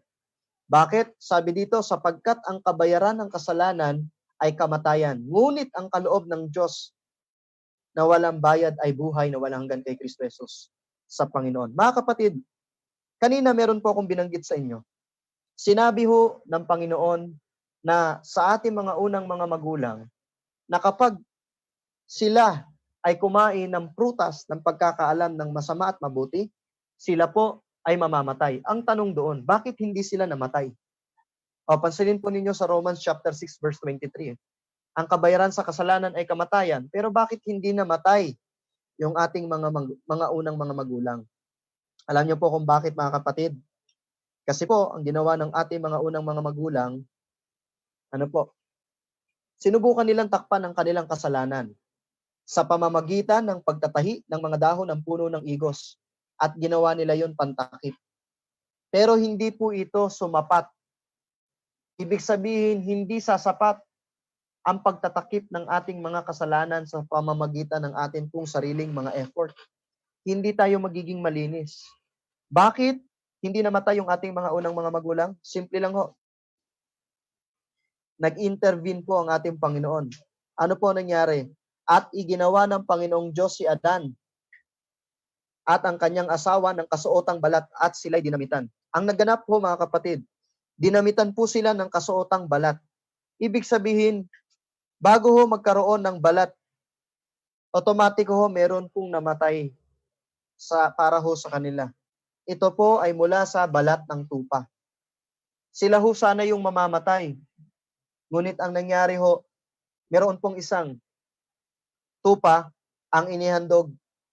Yung balahibo po nito, yung inilagay po sa isang tao, at yun po ang naging dahilan para sila'y patawarin. Mga kapatid, ito pong bagay na ito ay simbolo ng ating Panginoon. Supposed to be, ikaw yung mamamatay dahil makasalanan ka. Supposed to be tayo yung mamamatay dahil marami tayong pagkakasala. Pero si Kristo ay simbolo ng isang tupa na nung siya'y namatay sa krus, ibinigay niya ang oportunidad at tsansa na tayo po ay muling mabuhay. Magkaroon ng pagkakataon na magkaroon ng maayos na buhay. Kaya nga po, sabi nga po dito, sa atin pong pinag-aaralan, sabi ni Abraham Lincoln, I believe the Bible is the best gift God has ever given to man. All the good from the Savior from the world is communicated to us through His book. Sabi po dito, I am profitably engaged in reading the Bible.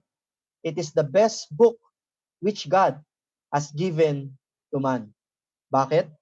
Kasi ang pinakang pag-asang ibinibigay ng banal na kasulatan ay yung pag-asa na meron tayong pagkakataong magbago kahit gaano pa kalaki ang kasalanang nagawa mo.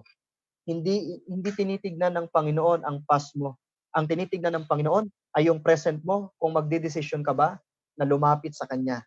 Magdedesisyon ka ba na baguhin sa pamamagitan ng aklat na ito ang buhay mo sa tulong ng Diyos.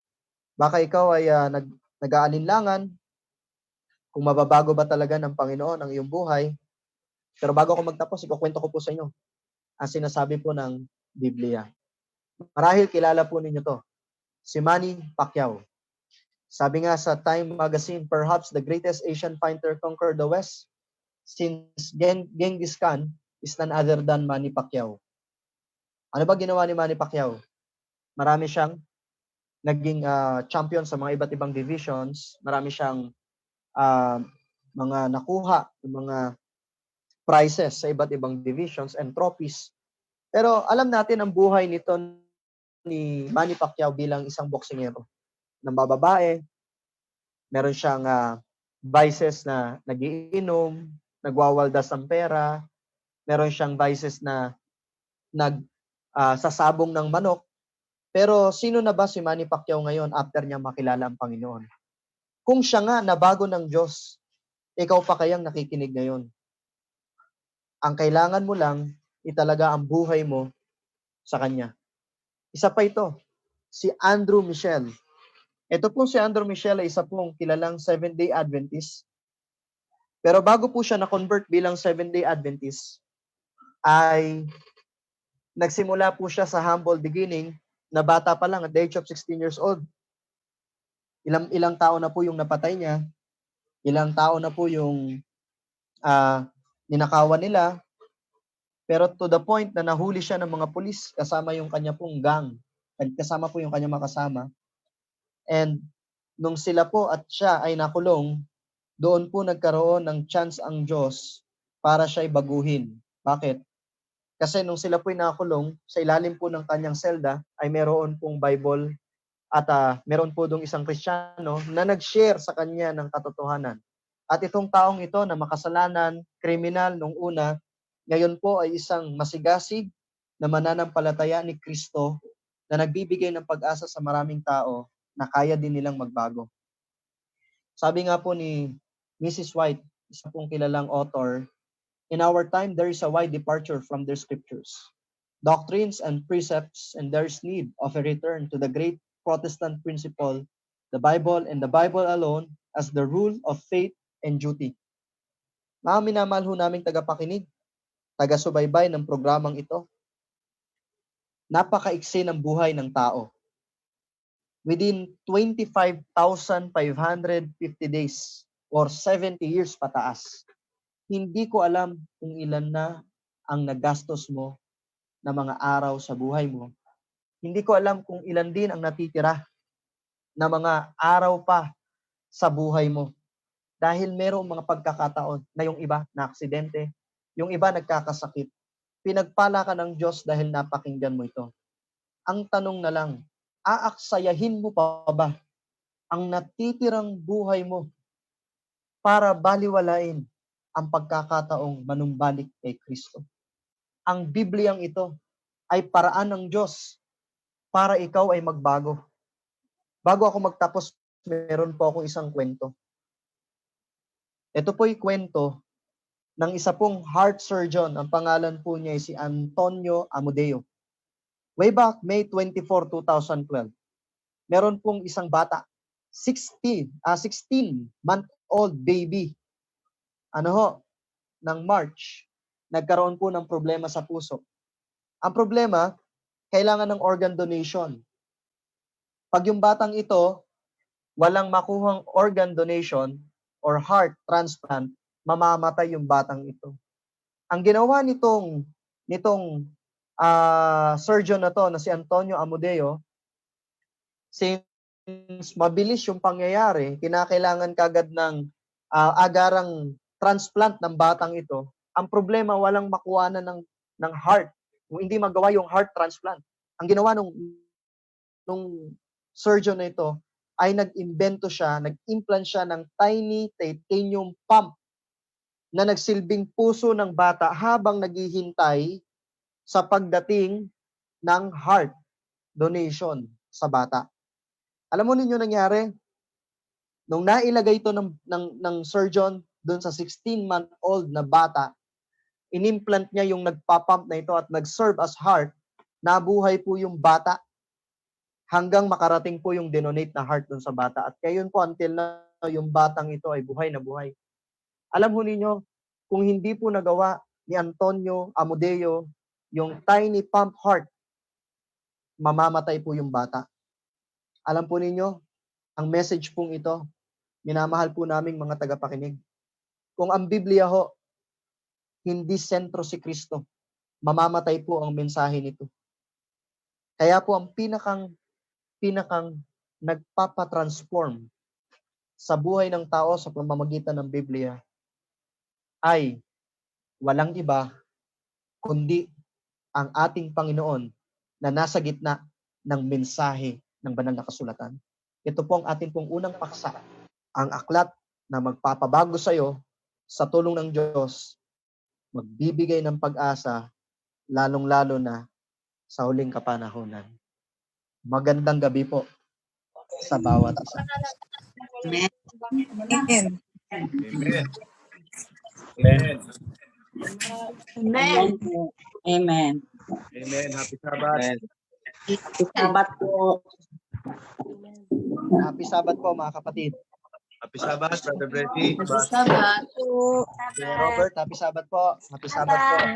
Bawat isa po. Sabat mga kapatid. Sabat po. Sabat din. Ay. Sabat po sa inyo. Para po sa ating pagtatapos, kumpirtahin po natin ulit ang I Just Keep Trusting My Lord. I just keep trusting my Lord as I walk alone. I just keep trusting my Lord, and He gives us song. Though the storm cloud darken the sky, or the heavenly rain, I just keep trusting my Lord. He will never fail. Such a faithful friend, such a faithful friend. I can count on me to the very end. Through the storm cloud darken the sky, on the heavenly train, I just keep trusting my Lord. He will never fail. Okay na.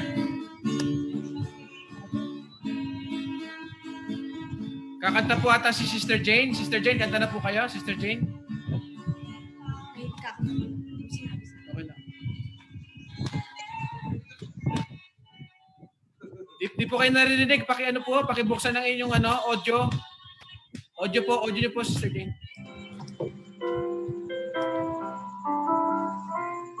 At sa mga taga-subaybay po sa Facebook Live, na po bukas sa isa pong panibagong paksa, atin pong tatalakayin ang mga propesiya.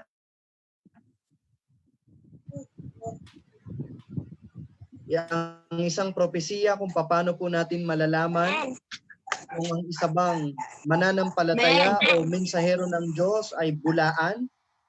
Ano po, bukas atin pong pag-aaralan ang false prophet, ano yung palatandaan, paano natin malalamang false prophet siya.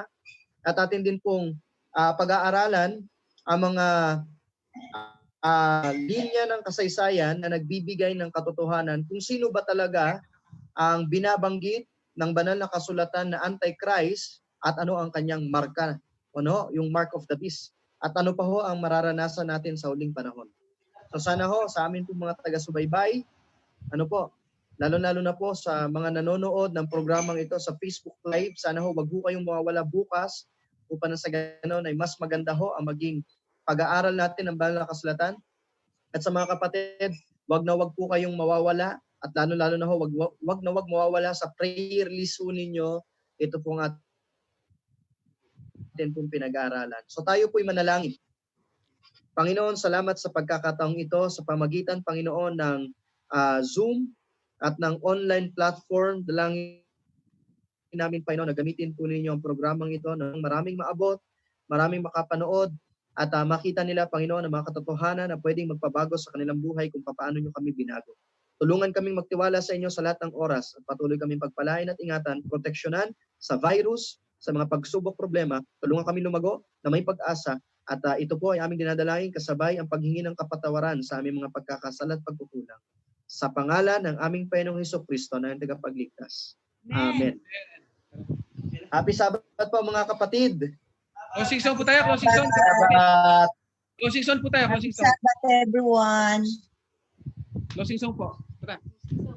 Hindi na, Kuya Okay na, Brother Noel. Nag-close prayer Okay na, na. okay na, Ako, nag-close prayer na. Okay na pa. Happy Sabbath po.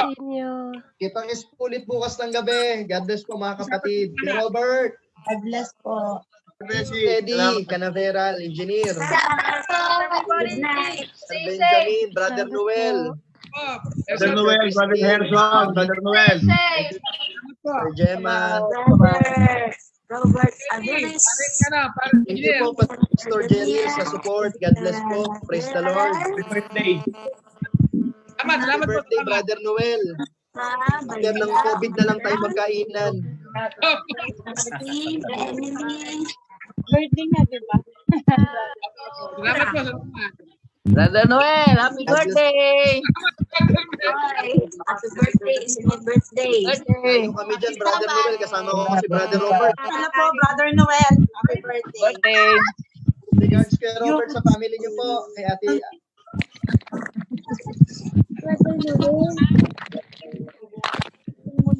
Bye. God bless you. God bless you.